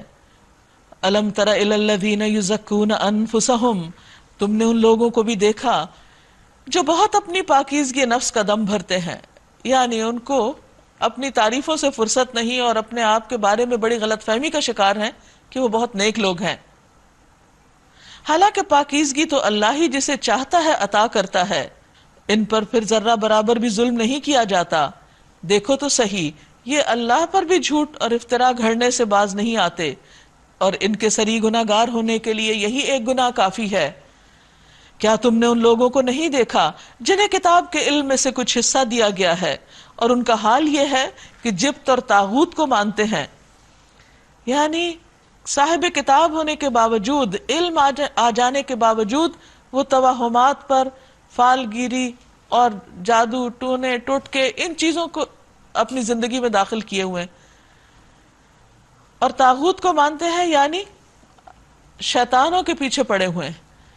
اور کافروں کے متعلق کہتے ہیں کہ ایمان والوں سے تو یہی زیادہ صحیح راستے پر ہیں. یعنی یہ یہود کے علماء کی ہٹ دھرمی کی بات کی جا رہی ہے کہ کس طرح نبی صلی اللہ علیہ وسلم پر ایمان لانے کی بجائے، آپ کے ساتھ دینے کی بجائے، جو آپ کے دشمن تھے ان سے دوستی کر رہے تھے.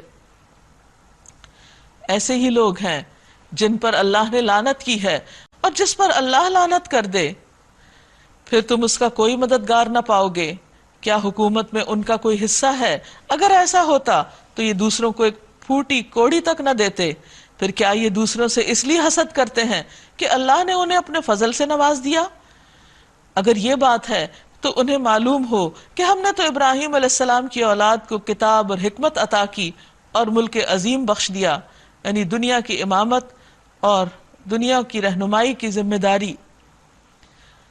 مگر ان میں سے کوئی اس پر ایمان لایا اور کوئی اس سے منہ موڑ گیا.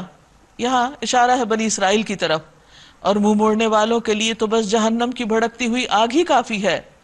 جن لوگوں نے ہماری آیات کو ماننے سے انکار کر دیا ہے انہیں بالیقین ہم آگ میں جھونکیں گے.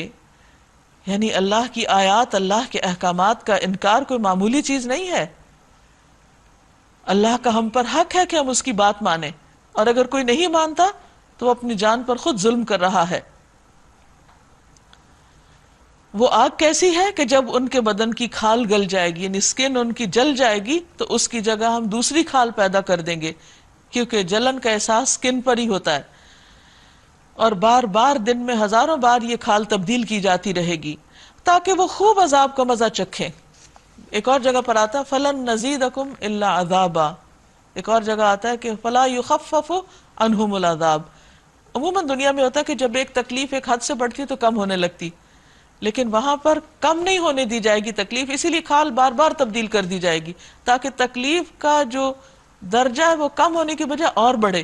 کیونکہ اس آیت میں آتا ہے کہ ہم عذاب کے سوا کسی اور چیز میں اضافہ نہیں کریں گے، یعنی عذاب کم ہونے کے بجائے بڑھتا چلا جائے گا، اس کی شدت بڑھتی چلی جائے گی. عذاب کے عادی ہو کر اس کی شدت کم محسوس نہ کریں گے.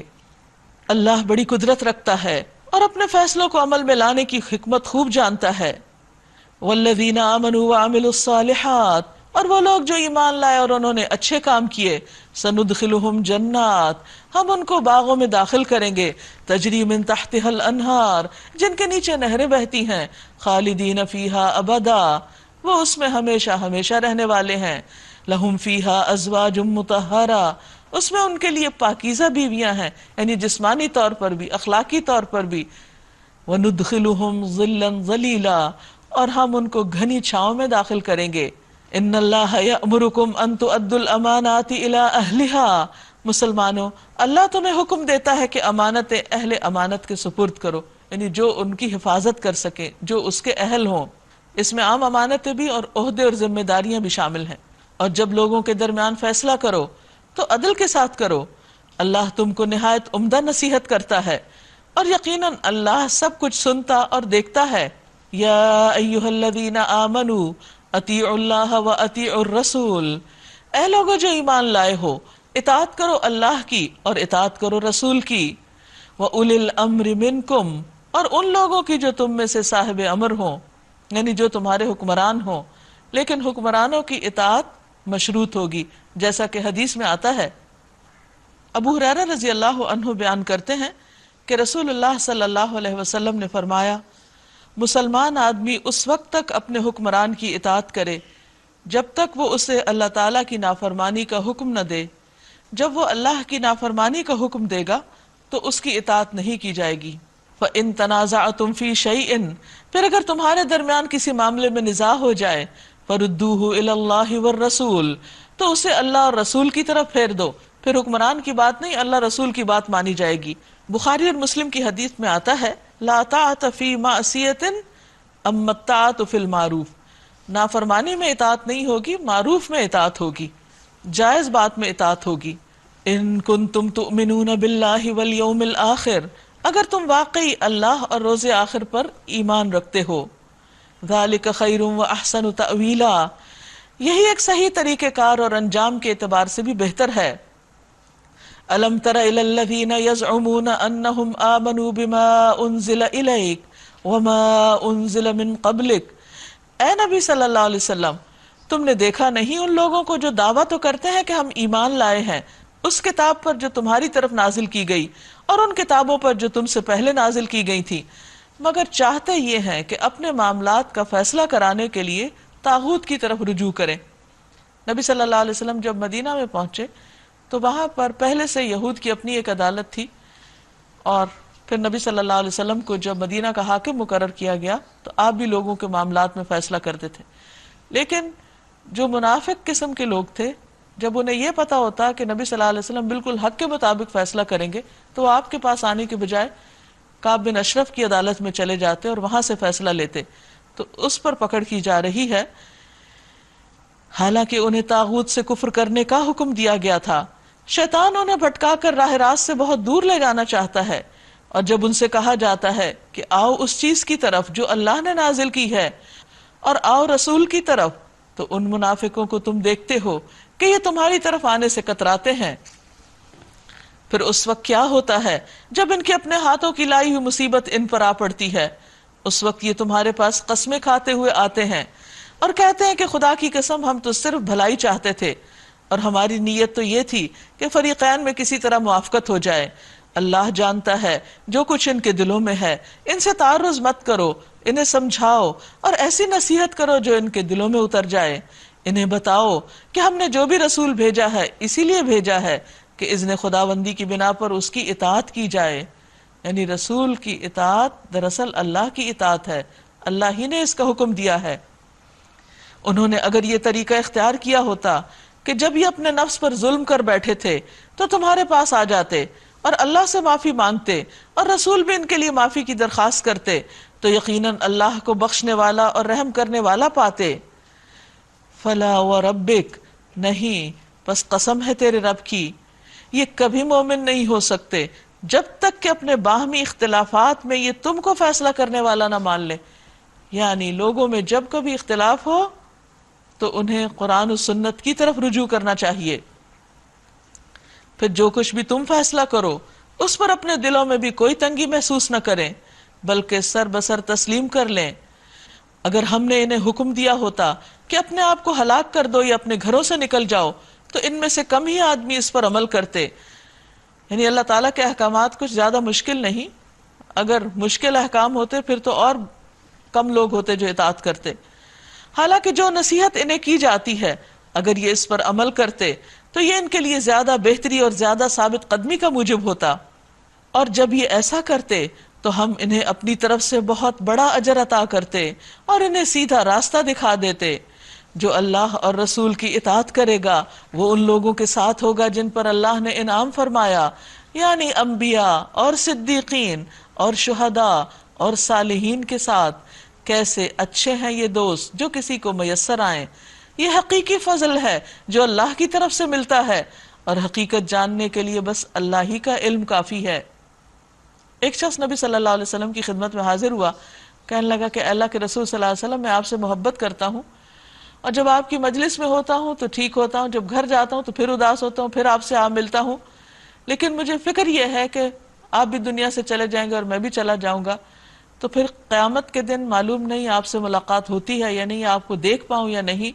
تو اس پر یہ آیت اتری کہ جو لوگ اللہ اور رسول کی اطاعت کریں گے وہ قیامت کے دن ان کے ساتھ ہوں گے. ایک اور حدیث میں بھی آتا ہے کہ المرء مع من احب، انسان اسی کے ساتھ اٹھایا جائے گا جس سے وہ محبت کرتا ہے. تو ہم سب کو بھی اپنا جائزہ لینا چاہیے کہ کیا واقعی اللہ اور اس کے رسول سے ہمیں محبت ہے، اور اگر حقیقی محبت ہے تو ہی قیامت کے دن ان کی شفاعت نصیب ہوگی اور حوض کوثر پر پانی، اور آخرت میں ان کی رفاقت. پھر فرمایا یا ایھا الذین آمنوا، اے لوگو جو ایمان لائے ہو، مقابلے کے لیے ہر وقت تیار رہو، پھر جیسا موقع ہو الگ الگ دستوں کی شکل میں نکلو یا اکٹھے ہو کر. کیونکہ مدینہ میں آنے کے بعد ہر وقت ایک خوف کسی کیفیت رہتی تھی کہ کس وقت دشمن حملہ کر دے اور مسلمانوں کو ختم کرنے کی سازش کرے. تو اس پر مسلمانوں کو حکم دیا جا رہا ہے کہ چوکنے رہو، دشمن کا ترنے والا نہیں بنو. اور بے شک تم میں سے بعض ایسے بھی ہیں جو لڑائی سے جی چراتے ہیں، یعنی وہ اس کام کے لیے نہیں نکلنا چاہتے، سستی کرتے ہیں. اگر تم پر کوئی مصیبت آئے تو کہتا ہے اللہ نے مجھ پر بڑا فضل کیا، میں ان لوگوں کے ساتھ نہ گیا. اور اگر اللہ کی طرف سے تم پر فضل ہو تو کہتا ہے، اور اس طرح کہتا ہے گویا تمہارے اور اس کے درمیان محبت کا کوئی رشتہ ہی نہیں، کوئی تعلق ہی نہیں، کہ کاش میں بھی ان کے ساتھ ہوتا تو بڑا کام بن جاتا. یعنی اس کے ذہن میں، اس کی نیت میں دنیا ہے، دین نہیں ہے. وہ دین کے لیے قربانی نہیں کرتا، وہ ہمیشہ دین کا نام صرف اس وقت لیتا ہے جب اس کو کوئی دین سے فائدہ ہو، مفادات کی خاطر. اور جہاں مفاد نہیں وہاں دین بھی نہیں. ایسے لوگوں کو معلوم ہو کہ اللہ کی راہ میں لڑنا چاہیے ان لوگوں کو جو آخرت کے بدلے دنیا کی زندگی کو فروخت کر دے. پھر جو اللہ کی راہ میں لڑے گا اور مارا جائے گا یا غالب رہے گا اسے ضرور ہم اجر عظیم عطا کریں گے. آخر کیا وجہ ہے کہ تم اللہ کی راہ میں ان بے بس مردوں، عورتوں اور بچوں کی خاطر نہ لڑو جو کمزور پا کر دبا لیے گئے اور فریاد کر رہے ہیں کہ خدایا ہم کو اس بستی سے نکال جس کے باشندے ظالم ہیں، اور اپنی طرف سے ہمارا کوئی حامی و مددگار پیدا کر دے.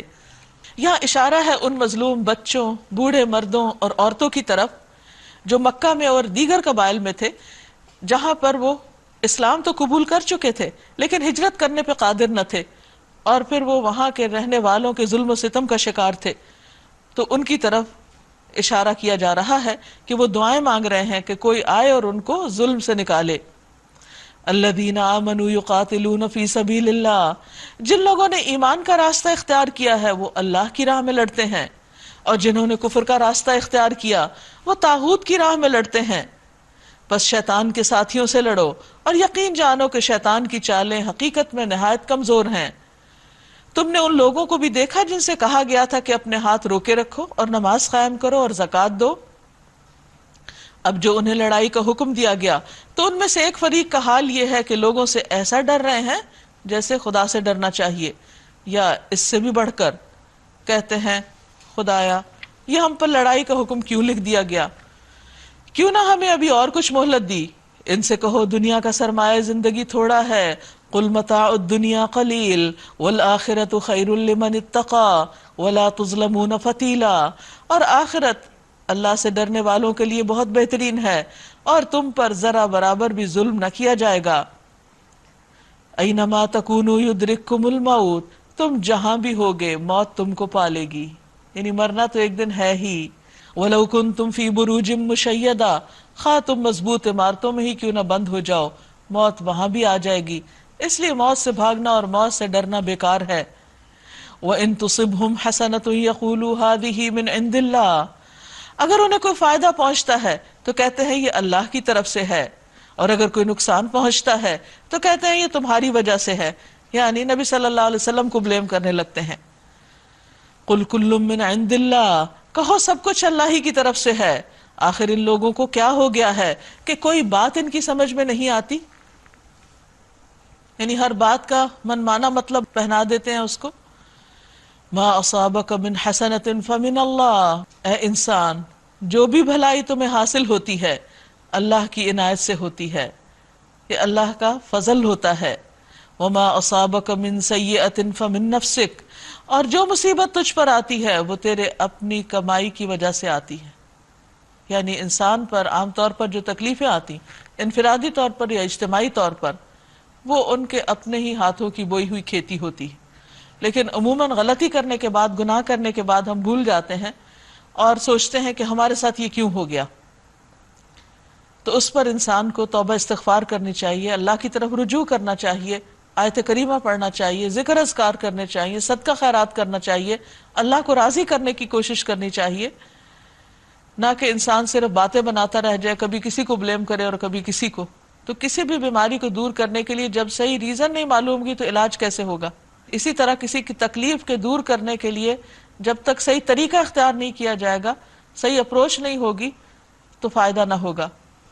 وَأَرْسَلْنَاكَ لِلنَّاسِ رَسُولًا، اور ہم نے تم کو لوگوں کے لیے رسول بنا کر بھیجا ہے. وَكَفَى بِاللَّهِ شَهِيدًا، اور اللہ کی گواہی کافی ہے. مَن يُطِعِ الرَّسُولَ فَقَدْ أَطَاعَ اللَّهَ، جو رسول کی اطاعت کرے گا وہ دراصل اللہ کی اطاعت کرے گا.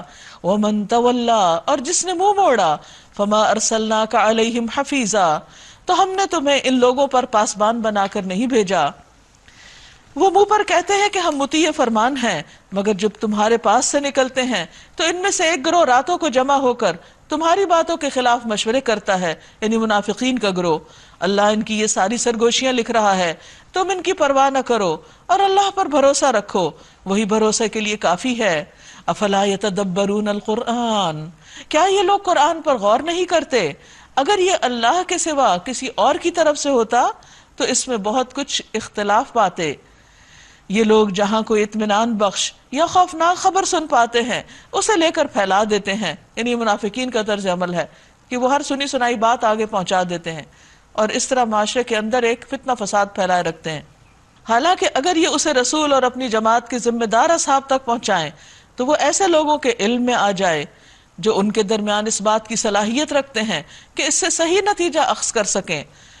تم لوگوں پر اللہ کی مہربانی اور رحمت نہ ہوتی تو یہ تمہاری ایسی کمزوریاں تھیں کہ سوائے چند کے تم سب شیطان کے پیچھے لگ گئے ہوتے، یعنی بہت بڑے فتنے کا شکار ہو جاتے. پس اے نبی تم اللہ کی راہ میں لڑو، تم اپنی ذات کے سوا کسی اور کے لیے ذمہ دار نہیں ہو، البتہ اہل ایمان کو لڑنے کے لیے اکساؤ. بعید نہیں کہ اللہ کافروں کا زور توڑ دے، اللہ کا زور سب سے زیادہ زبردست اور اس کی سزا سب سے زیادہ سخت ہے. من یشفع شفاعتا حسنتا یکن لہ نصیب منہا، جو بھلائی کی سفارش کرے گا وہ اس میں سے حصہ پائے گا، اور جو برائی کی سفارش کرے گا وہ اس میں سے حصہ پائے گا، اور اللہ ہر چیز پر نظر رکھنے والا ہے.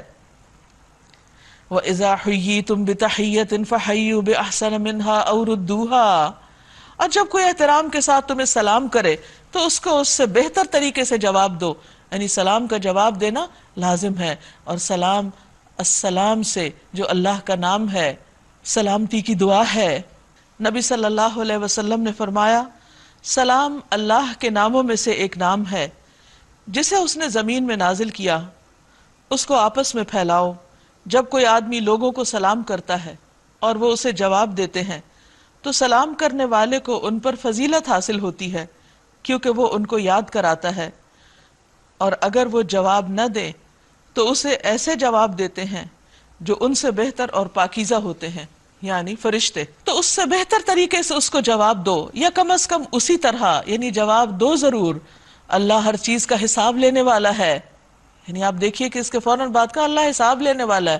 اگر تم جواب نہیں دو گے تو اس کا بھی حساب ہوگا. ویسے تو اس کے لیے فرشتے جواب دیتے ہیں، مگر انسانوں کے جو ذمہ ہے وہ تو ذمہ ہی ہے. رسول اللہ صلی اللہ علیہ وسلم نے فرمایا لوگوں میں سے اللہ کے نزدیک وہ ہے، یعنی زیادہ قریب وہ ہے جو سلام کرنے میں پہل کرتا ہے. اللہ وہ ہے جس کے سوا کوئی الہ نہیں، وہ تم سب کو اس قیامت کے دن جمع کرے گا جس کے آنے میں کوئی شبہ نہیں، اور اللہ کی بات سے بڑھ کر سچی بات اور کس کی ہو سکتی ہے. فما لکم فی المنافقین فئتین، پھر یہ تمہیں کیا ہو گیا ہے کہ منافقین کے بارے میں تمہارے درمیان دو رائے پائی جاتی ہیں، حالانکہ جو برائیاں انہوں نے کمائی ہیں ان کی بدولت اللہ انہیں الٹا پھیر چکا ہے۔ کیا تم چاہتے ہو کہ جسے اللہ نے ہدایت نہیں بخشی اسے تم ہدایت بخش دو؟ حالانکہ جس کو اللہ نے راستے سے ہٹا دیا اس کے لیے تم کوئی راستہ نہیں پا سکتے۔ وہ تو یہ چاہتے ہیں کہ جس طرح وہ خود کافر ہیں اسی طرح تم بھی ہو جاؤ، تاکہ تم اور وہ سب یکساں ہو جائیں۔ یعنی منافقین خود بھی ایمان نہیں لائے تو تمہارے ایمان سے بھی انہیں دلچسپی نہیں، لہٰذا ان میں سے کسی کو اپنا دوست نہ بناؤ جب تک کہ وہ اللہ کی راہ میں ہجرت کر کے نہ آ جائیں، اور اگر وہ ہجرت سے باز رہیں تو جہاں پاؤ انہیں پکڑو اور قتل کرو، اور ان میں سے کسی کو اپنا دوست اور مددگار نہ بناؤ۔ البتہ وہ منافق اس حکم سے مستثنیٰ ہیں جو کسی ایسی قوم سے جا ملیں جس سے تمہارا معاہدہ ہے، اسی طرح وہ منافق بھی مستثنیٰ ہیں جو تمہارے پاس آتے ہیں اور لڑائی سے دل برداشتہ ہیں، نہ تم سے لڑنا چاہتے ہیں نہ اپنی قوم سے۔ اللہ چاہتا تو ان کو تم پر مسلط کر دیتا اور وہ بھی تم سے لڑتے، لہٰذا اگر وہ تم سے کنارہ کش ہو جائیں اور لڑنے سے باز رہیں اور تمہاری طرف صلح اور آشتی کا ہاتھ بڑھائیں تو اللہ نے تمہارے لیے ان پر دست درازی کی کوئی راہ نہیں رکھی۔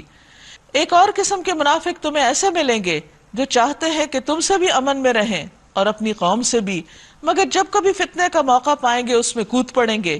ایسے لوگ اگر تمہارے مقابلے سے باز نہ رہیں اور صلح و سلامتی تمہارے آگے پیش نہ کریں اور اپنے ہاتھ نہ روکیں تو جہاں وہ ملیں انہیں پکڑو اور مارو۔ ان پر ہاتھ اٹھانے کے لیے ہم نے تمہیں کھلی حجت دے دی ہے۔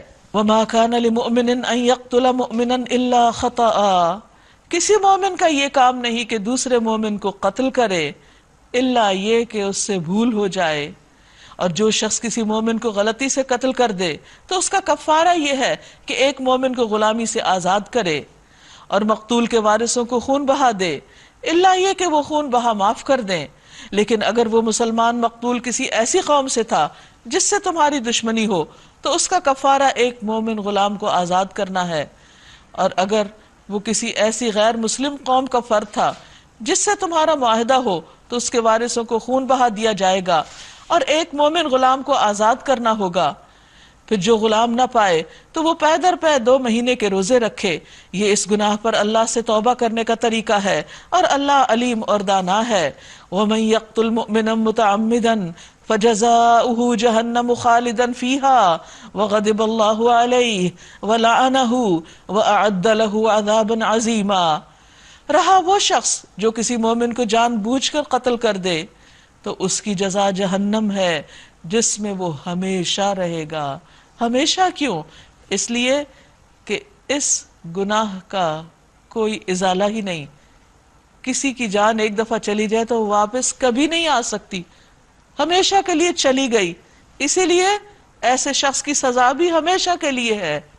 جندب بن عبداللہ رضی اللہ عنہ سے روایت ہے کہ رسول اللہ صلی اللہ علیہ وسلم نے فرمایا، اگر کسی میں یہ ہمت ہو کہ وہ اپنے اور جنت کے مابین مسلمان آدمی کے خون کی ایک لپ بھی حائل نہ ہونے دے، جسے وہ مرغی ذبح کرنے کی طرح یعنی بے قیمت سمجھ کر بہا دے، تو ایسا کرے، کیونکہ جب بھی وہ جنت کے کسی دروازے پر جائے گا تو اس خون کو اپنے اور جنت کے مابین بطور آڑ پائے گا۔ اس پر اللہ کا غضب ہے، اللہ اس سے ناراض ہے اور اس کی لعنت ہے، اور اس نے یعنی اللہ نے اس کے لیے سخت عذاب مہیا کر رکھا ہے۔ اب ایک انسان اگر کسی اور کو قتل کرتا ہے تو اس کے لیے بھی تکلیف ہے، مگر وہ بہت تھوڑی ہے، لیکن قاتل نے اپنے آپ کو ہمیشہ کے لیے مصیبت میں ڈال لیا۔ عام طور پر دوسرے کی جان لینا بہت آسان لگتا ہے، لیکن یہ اتنا آسان نہیں۔ کسی کی دنیا خراب کر کے، کسی کی دنیا لے کر اپنی ہمیشہ کی زندگی برباد کرنا بہت ہی گھاٹے کا سودا ہے۔ اس لیے جس نے کسی ایک کی زندگی بچائی اس کا اجر اتنا بڑا بتایا گیا کہ اس نے گویا سارے انسانوں کی زندگی بچا لی، اور اگر کوئی ایک مومن کو بلا وجہ قتل کر دیتا ہے تو یہ اللہ کے نزدیک پوری دنیا کے زوال سے بھی زیادہ بڑی چیز ہے۔ پوری دنیا ختم ہو جائے یہ اللہ کے نزدیک آسان ہے، کم درجے کی چیز ہے۔ ایک مومن کی جان چلی جائے یہ اللہ کے نزدیک اس سے کہیں بڑا نقصان کا کام ہے۔ تو اس لیے انسان کو کسی کی بھی جان لینے کی سوچنے سے پہلے بھی 1000 بار سوچنا چاہیے کہ وہ سوچ کیا رہا ہے۔ ایسی سوچوں سے بھی پرہیز کرنا چاہیے کیونکہ انسان کی سوچیں بالآخر اس کے عمل میں ڈھل جاتی ہیں۔ ہنسی مذاق میں بھی نہیں کہنا چاہیے کہ I'll kill you، نہیں، کیونکہ انسان جو کچھ بولتا رہتا ہے وہ بعض اوقات ویسا ہی ہونے بھی لگتا ہے اس سے، تو یہ کوئی مذاق کی بات ہی نہیں ہے، کیونکہ اس کو بھی فرشتے لکھ رہے ہوتے ہیں۔ تو انسان زبان سے بولے تو بھی سمجھ کر، اور ایسا کوئی قدم اٹھانے لگے تو بھی سوچ کر۔ یا ایھا الذین آمنوا، اے لوگو جو ایمان لائے ہو، جب تم اللہ کی راہ میں جہاد کے لیے نکلو تو دوست دشمن میں تمیز کرو، اور جو تمہاری طرف سلام سے پہل کرے اسے فوراً نہ کہہ دو کہ تم مومن نہیں۔ اگر تم دنیاوی فائدہ چاہتے ہو تو اللہ کے پاس تمہارے لیے بہت سے مال غنیمت ہیں، یعنی کہیں مال کے شوق میں کسی کی جان نہ لینا، آخر اسی حالت میں تم خود بھی تو پہلے اس سے مبتلا رہ چکے ہو، پھر اللہ نے تم پر احسان کیا، یعنی اسلام کی نعمت دی، لہذا تحقیق سے کام لو، جو کچھ تم کرتے ہو اللہ اس سے باخبر ہے۔ مسلمانوں میں سے وہ لوگ جو کسی معذوری کے بغیر گھر بیٹھے رہتے ہیں، اور وہ جو اللہ کی راہ میں جان و مال سے جہاد کرتے ہیں، دونوں کی حیثیت یکساں نہیں۔ اللہ نے بیٹھنے والوں کی بنسبت جان اور مال سے جہاد کرنے والوں کا درجہ بڑا رکھا ہے، اگرچہ ہر ایک کے لیے اللہ نے بھلائی ہی کا وعدہ فرمایا ہے، مگر اس کے ہاں مجاہدوں کی خدمات کا معاوضہ بیٹھنے والوں سے بہت زیادہ ہے، ان کے لیے اللہ کی طرف سے بڑے درجے ہیں اور مغفرت اور رحمت ہے، اور اللہ بڑا معاف کرنے والا اور رحم فرمانے والا ہے۔ جو لوگ اپنے نفس پر ظلم کر رہے تھے ان کی روحیں جب فرشتوں نے قبض کی تو ان سے پوچھا کہ تم یہ کس حال میں مبتلا تھے، کیوں نافرمانی کر رہے تھے اللہ کی؟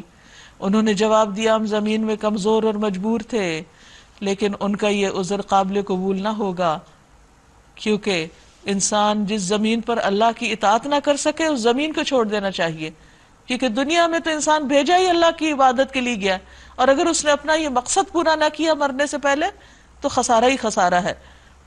تو فرشتے ان کو اس وقت کہیں گے قالوا الم تکن ارض اللہ واسعہ، کیا اللہ کی زمین وسیع نہ تھی، فتہاجروا فیہا، کہ تم اس میں ہجرت کرتے۔ اور بہترین ہجرت کیا ہے کہ انسان گناہوں کو چھوڑ کر نیکی کی طرف آ جائے، جیسا کہ ایک حدیث میں بھی آتا ہے۔ عبداللہ بن عمرو رضی اللہ عنہما سے مروی ہے کہ ایک آدمی نے رسول اللہ صلی اللہ علیہ وسلم سے پوچھا کون سی ہجرت افضل ہے؟ آپ نے فرمایا کہ تم ان چیزوں کو چھوڑ دو جو تمہارے رب کو ناگوار گزرے۔ یہ وہ لوگ ہیں جن کا ٹھکانہ جہنم ہے، وہ بڑا ہی برا ٹھکانہ ہے۔ ہاں، جو مرد، عورتیں اور بچے واقعی بے بس ہیں اور نکلنے کا کوئی راستہ اور ذریعہ نہیں پاتے، بعید نہیں کہ اللہ ان کو معاف کر دے، اللہ بڑا معاف کرنے والا اور درگزر فرمانے والا ہے۔ جو کوئی اللہ کی راہ میں ہجرت کرے گا وہ زمین میں پناہ لینے کے لیے بہت جگہ اور بسر اوقات کی بڑی گنجائش پائے گا۔ انسان جس ماحول میں رہتا ہے وہ سمجھتا ہے کہ بس یہی دنیا، اگر یہاں مسائل ہے تو ہر جگہ مسائل ہیں، اور وہ ان مسائل سے نکلنے کی کوئی کوشش بھی نہیں کرتا، ہاتھ پاؤں بھی نہیں مارتا۔ فرمایا نہیں، جو اللہ کے راستے میں نکلے گا اللہ اس کے لیے دوسری زمین میں بہت وسعتیں پیدا کر دے گا۔ اور جو اپنے گھر سے اللہ اور رسول کی طرف ہجرت کے لیے نکلے پھر راستے میں ہی اسے موت آ جائے، اس کا اجر اللہ کے ذمہ واجب ہو گیا، اللہ بہت بخشش فرمانے والا اور رحیم ہے۔ اور جب تم لوگ سفر کے لیے نکلو تو کوئی مذائقہ نہیں اگر نماز میں اختصار کر لو، یعنی قصر نماز پڑھ لو، اور قصر نماز میں صرف فجر کی سنتیں بھی ہوتی ہیں اور باقی فرض آدھے ہو جاتے ہیں سوائے مغرب کے، یعنی ظہر، عصر اور عشاء کے فرض دو دو رہ جائیں گے، سنتیں نہیں پڑھی جائیں گی، اور مغرب کے فرض 3 ہی باقی رہیں گے، مغرب کی سنتیں نہیں ہیں پھر، کیونکہ اگر فرض آدھے ہو گئے تو سنتیں لازم نہیں۔ ہاں، اگر سواری پر یا ویسے جب چاہے انسان جتنے بھی نوافل پڑھے، نبی صلی اللہ علیہ وسلم سفر میں بہت نوافل کا اہتمام کرتے تھے، خصوصاً جب کہ تمہیں اندیشہ ہو کہ کافر تمہیں ستائیں گے، کیونکہ وہ کھلم کھلا تمہاری دشمنی پر تلے ہوئے ہیں۔ اور اے نبی صلی اللہ علیہ وسلم، جب تم مسلمانوں کے درمیان ہو اور حالت جنگ میں انہیں نماز پڑھانے کھڑے ہو تو چاہیے کہ ان میں سے ایک گروہ تمہارے ساتھ کھڑا ہو اور اسلحہ لیے رہے، یعنی اس حال میں بھی نماز پڑھنی ہوگی، اسلحہ اٹھا کر نماز پڑھی جائے گی، پھر جب وہ سجدہ کر لے تو پیچھے چلا جائے، اور پھر جماعت کا بھی اہتمام۔ اور دوسرا گروہ جس نے ابھی نماز نہیں پڑھی آ کر تمہارے ساتھ پڑھے اور وہ بھی چوکنا رہے، یعنی نماز بھی پڑھو اور اپنے دشمن سے چوکنے بھی رہو اور اپنا اسلحہ لیے رہے، یعنی مخصوص حالات میں نماز کا مخصوص طریقہ ہے، لیکن نماز چھوڑنے کا یہ بھی عذر نہیں کہ جنگ کی حالت میں ہو، کیونکہ کفار اس طاق میں ہے کہ تم اپنے ہتھیاروں اور اپنے سامان کی طرف سے ذرا غافل ہو تو وہ یکبارگی تم پر ٹوٹ پڑے۔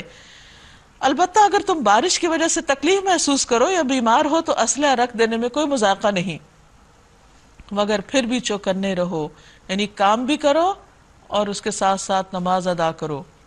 سوال یہ پیدا ہوتا ہے کہ جو نماز میدان جنگ میں معاف نہیں، وہ بستر پر آرام سے لیٹے ہوئے کیسے معاف ہو سکتی کہ بغیر کسی عذر اور وجہ کے انسان نماز چھوڑ دے، اور خصوصاً جمعہ کی نماز، کیونکہ جو شخص 3 جمعے برابر چھوڑتا ہے وہ منافقین میں لکھ لیا جاتا ہے۔ یقین رکھو کہ اللہ نے کافروں کے لیے رسوا کن عذاب مہیا کر رکھا ہے۔ پھر جب نماز سے فارغ ہو جاؤ تو کھڑے اور بیٹھے اور لیٹے ہر حال میں اللہ کو یاد کرو، یعنی اللہ کا ذکر کرتے رہو، اور جب اطمینان نصیب ہو جائے تو پوری نماز پڑھو، یعنی پھر قصر نہیں۔ نماز در حقیقت ایسا فرض ہے، ان الصلاۃ کانت علی المؤمنین کتابا موقوتا، نماز در حقیقت ایسا فرض ہے جو پابندی وقت کے ساتھ اہل ایمان پر لازم کیا گیا ہے، یعنی نماز کی ادائیگی میں وقت کی پابندی بہت ضروری ہے۔ عبداللہ بن مسعود رضی اللہ عنہ سے مروی ہے کہ ایک شخص نے نبی صلی اللہ علیہ وسلم سے پوچھا، کون سا عمل سب سے افضل ہے؟ آپ نے فرمایا، وقت پر نماز پڑھنا۔ وقت گزر جائے اور قضا کر کے بلا وجہ انسان پڑھے تو وہ قبول نہیں ہوتی۔ پھر اس گروہ کے تعاقب میں کمزوری نہ دکھاؤ، اگر تم تکلیف اٹھا رہے ہو تو تمہاری طرح وہ بھی تکلیف اٹھا رہے ہیں، اور تم اللہ سے اس چیز کے امیدوار ہو جس کے وہ امیدوار نہیں، یعنی تمہیں جو تکلیف ہوگی ایک کانٹا بھی چبھے گا تو اجر ملے گا، لیکن ان کے لیے کوئی اجر نہیں۔ اللہ سب کچھ جانتا ہے اور وہ حکیم اور دانا ہے۔ انا انزلنا الیک الکتاب بالحق، ہم نے یہ کتاب حق کے ساتھ تمہاری طرف نازل کی ہے تاکہ جو راہ راست اللہ نے تمہیں دکھائی ہے اس کے مطابق لوگوں کے درمیان فیصلہ کرو۔ تم بددیانت لوگوں کی طرف سے جھگڑنے والے نہ بنو، اور اللہ سے درگزر کی درخواست کرو، وہ بڑا درگزر فرمانے والا اور رحیم ہے۔ جو لوگ اپنے نفس سے خیانت کرتے ہیں ان کی حمایت نہ کرو۔ اصل میں جو شخص کسی کی خیانت کرتا ہے وہ دراصل پہلے اپنے ساتھ خیانت کر رہا ہوتا ہے، خود کو دھوکہ دے رہا ہوتا ہے۔ اللہ کو ایسا شخص پسند نہیں جو خیانت کار اور معصیت پیشہ ہو۔ یہ لوگ انسانوں سے اپنی حرکات چھپا سکتے ہیں مگر خدا سے نہیں چھپا سکتے، وہ تو اس وقت بھی ان کے ساتھ ہوتا ہے جب یہ راتوں کو چھپ کر اس کی مرضی کے خلاف مشورے کرتے ہیں۔ ان کے سارے اعمال پر اللہ محیط ہے۔ ہاں، تم لوگوں نے ان مجرموں کی طرف سے دنیا کی زندگی میں تو جھگڑا کر لیا، مگر قیامت کے دن ان کی طرف سے کون جھگڑا کرے گا؟ آخر وہاں کون ان کا وکیل ہوگا؟ اگر کوئی شخص برا فعل کر گزرے یا اپنے نفس پر ظلم کر جائے اور اس کے بعد اللہ سے درگزر کی درخواست کرے تو اللہ کو درگزر کرنے والا اور رحیم پائے گا، مگر جو برائی کما لے تو اس کی یہ کمائی اس کے لیے وبال ہوگی۔ اللہ کو سب باتوں کی خبر ہے اور وہ حکیم اور دانا ہے۔ وَمَن يَكْسِبْ خَطِيئَةً أَوْ إِثْمًا ثُمَّ يَرْمِ بِهِ بَرِيئًا، پھر جس نے کوئی خطا یا گناہ کر کے اس کا الزام کسی بے گناہ پہ ڈال دیا تو اس نے بہت بڑے بہتان اور سری گناہ کا بوجھ سمیٹ لیا۔ بہت بڑا جرم ہے کہ انسان غلطی کر کے دوسرے پہ ڈال دے، یہ کبیرہ گناہ ہے۔ وَلَوْلَا فَضْلُ اللَّهِ عَلَيْكَ وَرَحْمَتُهُ، اگر اللہ کا فضل اور اس کی رحمت تمہارے ساتھ نہ ہوتی تو ان میں سے ایک گروہ نے تو تمہیں غلط فہمی میں مبتلا کرنے کا فیصلہ کر ہی لیا تھا، حالانکہ در حقیقت وہ خود اپنے سوا کسی کو غلط فہمی میں مبتلا نہیں کر رہے تھے اور تمہارا کوئی نقصان نہ کر سکتے تھے۔ وَأَنزَلَ اللَّهُ عَلَيْكَ الْكِتَابَ وَالْحِكْمَةَ وَعَلَّمَكَ مَا لَمْ تَكُنْ تَعْلَمْ، اللہ نے تم پر کتاب اور حکمت نازل کی ہے اور تم کو وہ کچھ بتایا ہے جو تمہیں معلوم نہ تھا، اور اس کا فضل تم پر بہت بڑا ہے۔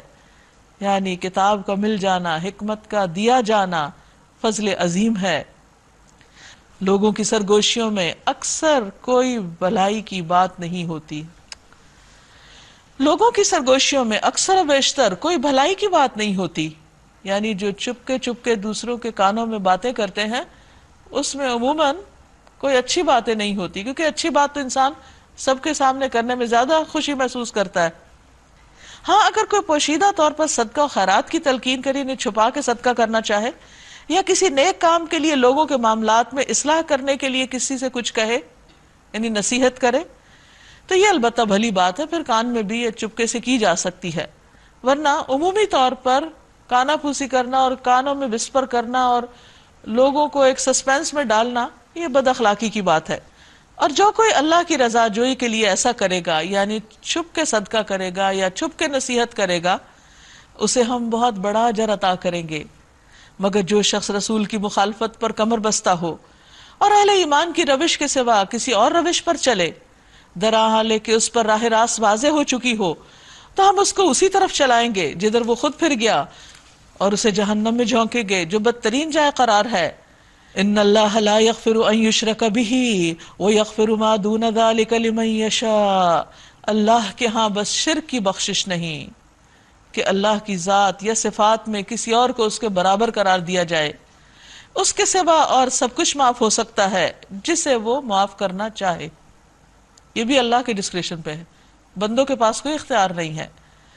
جس نے اللہ کے ساتھ کسی کو شریک ٹھہرایا وہ تو گمراہی میں بہت دور نکل گیا.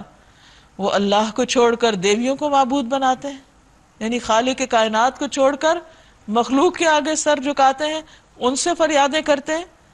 رسول اللہ صلی اللہ علیہ وسلم نے فرمایا، بے شک اللہ تعالیٰ فرماتا ہے میں سب شریکوں سے بہترین شریک ہوں، بس جس نے کسی کو میرے عمل میں شریک کیا تو وہ عمل اسی شریک کے لیے ہے.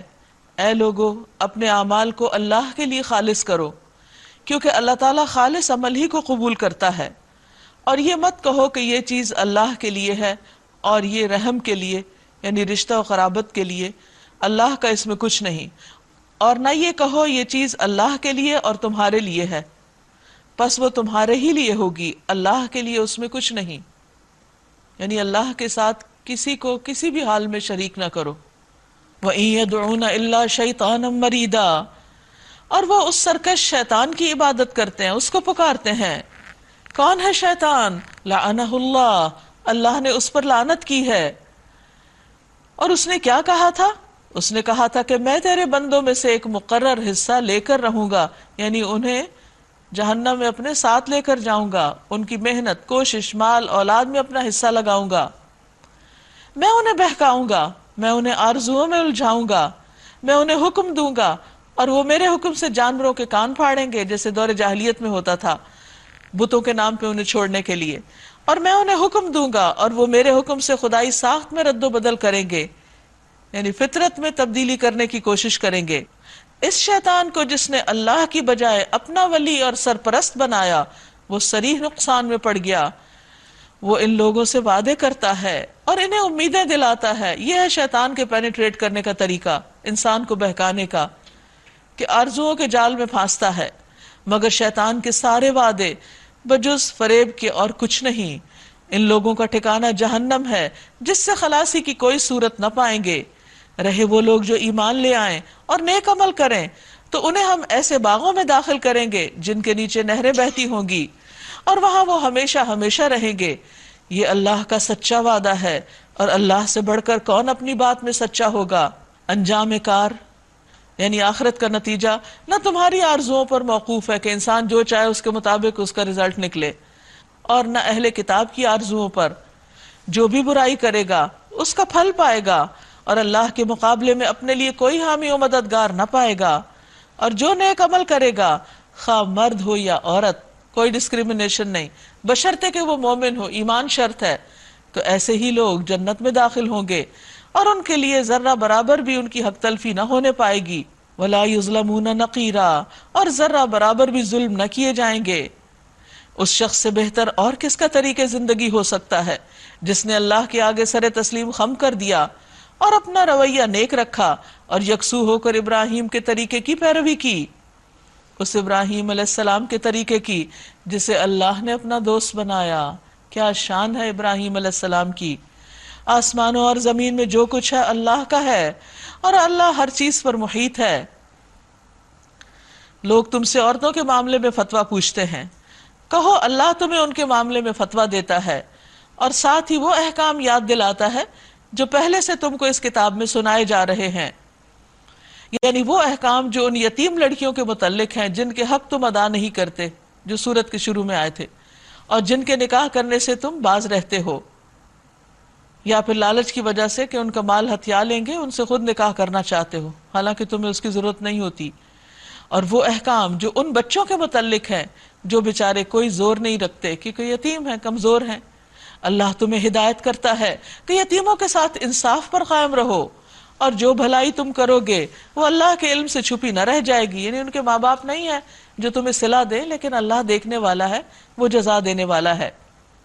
وَإِنِ امْرَأَةٌ خَافَتْ مِنْ بَعْلِهَا نُشُوزًا أَوْ إِعْرَاضًا، یہاں ایک اور بہت بڑے معاشرتی مسئلے کا حل بتایا گیا ہے، اور وہ کیا ہے کہ جب کسی عورت کو اپنے شوہر سے بدسلوکی یا بے رخی کا خطرہ ہو، یعنی اس کی توجہ کسی اور عورت کی طرف ہو گئی ہے اور وہ پہلی بیوی کی طرف توجہ نہیں کر رہا، تو کوئی مذائقہ نہیں اگر میاں بیوی کچھ حقوق کی کمی بیشی پر آپس میں صلح کر لیں۔ یعنی صورت میں عورت طلاق ہی نہ مانگے، الگ ہی نہ ہونا چاہے، بلکہ کمپرومائز کر لے، صلح بہرحال بہتر ہے۔ اس سے عورت کو کم از کم ایک پروٹیکشن ملی رہتی ہے، اس کے نان نفقے کا انتظام رہتا ہے۔ نفس تنگ دلی کی طرف جلدی مائل ہو جاتے ہیں، یعنی انسان گھبرا اٹھتا ہے ایسی سچویشن سے اور چاہتا ہے کہ اس سے بالکل نکل جائے، لیکن نکل کر جو مزید آگے مشکلات ہوتی ہیں وہ بعض اوقات پہلی مشکل سے بھی زیادہ بڑی ہو جاتی ہیں۔ لیکن اگر تم لوگ احسان سے پیش آؤ اور خدا ترسی سے کام لو تو یقین رکھو کہ اللہ تمہارے اس طرز عمل سے بے خبر نہ ہوگا۔ بیویوں کے درمیان پورا پورا عدل کرنا تمہارے بس میں نہیں، تم چاہو بھی تو اس پر قادر نہیں ہو سکتے۔ اور یہ مرد کا ایک بہت بڑا امتحان ہے۔ دیکھنے میں تو بڑا اچھا لگتا ہے کہ وہ ایک نئی بیوی لا رہا ہے، لیکن حقیقت میں یہ اس کے لیے بہت بڑی آزمائش ہے، کیونکہ قیامت کے دن ایسا شخص، اس کا آدھا دھڑ گر جائے گا جس کی 2 بیویاں ہوئیں اور اس نے دونوں میں انصاف نہیں کیا۔ لہٰذا ایک بیوی کی طرف اس طرح نہ جھک جاؤ کہ دوسری کو لٹکتا چھوڑ دو، کہ نہ وہ بیوی ہے اور نہ ہی وہ آزاد ہے۔ اگر تم اپنا طرز عمل درست رکھو اور اللہ سے ڈرتے رہو تو اللہ چشم پوشی کرنے والا، رحم فرمانے والا ہے۔ لیکن اگر زوجین ایک دوسرے سے الگ ہی ہو جائیں، نہیں رہ سکتے، حالات تنگ ہو گئے ہیں، اللہ کی حدود کی پابندی نہیں ہو پا رہی، حفاظت نہیں ہو سکتی، تو اس صورت میں اللہ تعالیٰ اپنی وسیع قدرت سے ہر ایک کو دوسرے کی محتاجی سے بے نیاز کر دے گا۔ اللہ کا دامن بہت کشادہ اور وہ دانا و بینا ہے۔ آسمانوں اور زمین میں جو کچھ ہے سب اللہ ہی کا ہے، یعنی ہر چیز کا مالک وہ ہے۔ تو اس لیے انسان یہ نہ سوچے کہ صرف شوہر ہی اس کی ساری ضروریات کا یا رزق کا ذمہ دار ہے۔ اگر وہ عورت سمجھتی ہے کہ اس شوہر کے گھر میں رہ کر وہ اللہ کی حدود کی خلاف ورزی کر رہی ہے یا وہ حق نہیں دے پا رہی، تو صورت میں اللہ تعالیٰ کے خزانے بہت وسیع ہیں۔ تم سے پہلے جن کو ہم نے کتاب دی تھی انہیں بھی یہی ہدایت کی تھی، اب تم کو بھی یہی ہدایت کرتے ہیں کہ خدا سے ڈرتے ہوئے کام کرو۔ لیکن اگر تم نہیں مانتے تو نہ مانو، آسمان و زمین کی ساری چیزوں کا مالک اللہ ہی ہے اور وہ بے نیاز ہے، ہر تعریف کا مستحق۔ ہاں، اللہ ہی مالک ہے ان سب چیزوں کا جو آسمانوں میں ہے اور جو زمین میں ہے، اور کارسازی کے لیے بس وہی کافی ہے۔ اس لیے انسان کو ایسے تمام مشکل حالات میں اللہ تعالیٰ کی طرف رجوع کرنا چاہیے اور اس کے اسباب پر نظر رکھنی چاہیے۔ اگر وہ چاہے تو تم لوگوں کو ہٹا کر تمہاری جگہ دوسروں کو لے آئے، یعنی اگر تم اللہ کی عبادت نہیں کرو گے، اللہ کی اطاعت نہیں کرو گے، اللہ کے دین کی خدمت نہیں کرو گے، تو اللہ تعالیٰ ریپلیس کر دے گا، کسی اور قوم کو اٹھائے گا، کسی اور سے اپنا کام لے گا، اور وہ اس کی پوری قدرت رکھتا ہے۔ جو شخص محض ثواب دنیا کا طالب ہو، اسے معلوم ہونا چاہیے کہ اللہ کے پاس ثواب دنیا بھی ہے اور ثواب آخرت بھی ہے۔ اللہ کے پاس زیادہ ہے، تم صرف چھوٹے یا کم چیز پہ کیوں راضی ہو رہے ہو، صرف دنیا کیوں چاہتے ہو؟ اور اللہ سمیع و بصیر ہے، یعنی جو شخص آخرت کا خریدار ہوتا ہے، جس کی توجہ آخرت پر ہوتی ہے، ایسا نہیں کہ دنیا میں اس کو نہیں ملتا، لیکن جو شخص صرف دنیا کی طرف ہی جھک جاتا ہے وہ آخرت سے محروم ہو جاتا ہے۔ اور اللہ سمیع و بصیر ہے۔ یا ایھا الذین آمنوا کونوا قوامین بالقسط، اے لوگو جو ایمان لائے ہو، انصاف کے علمبردار اور خدا واسطے کے گواہ بنو، اگرچہ تمہارے انصاف اور تمہاری گواہی کی زد خود تمہاری اپنی ذات پر یا والدین اور رشتہ داروں پر ہی کیوں نہ پڑتی ہو۔ یعنی بار بار اللہ تعالیٰ عدل و انصاف کا حکم دیتا ہے۔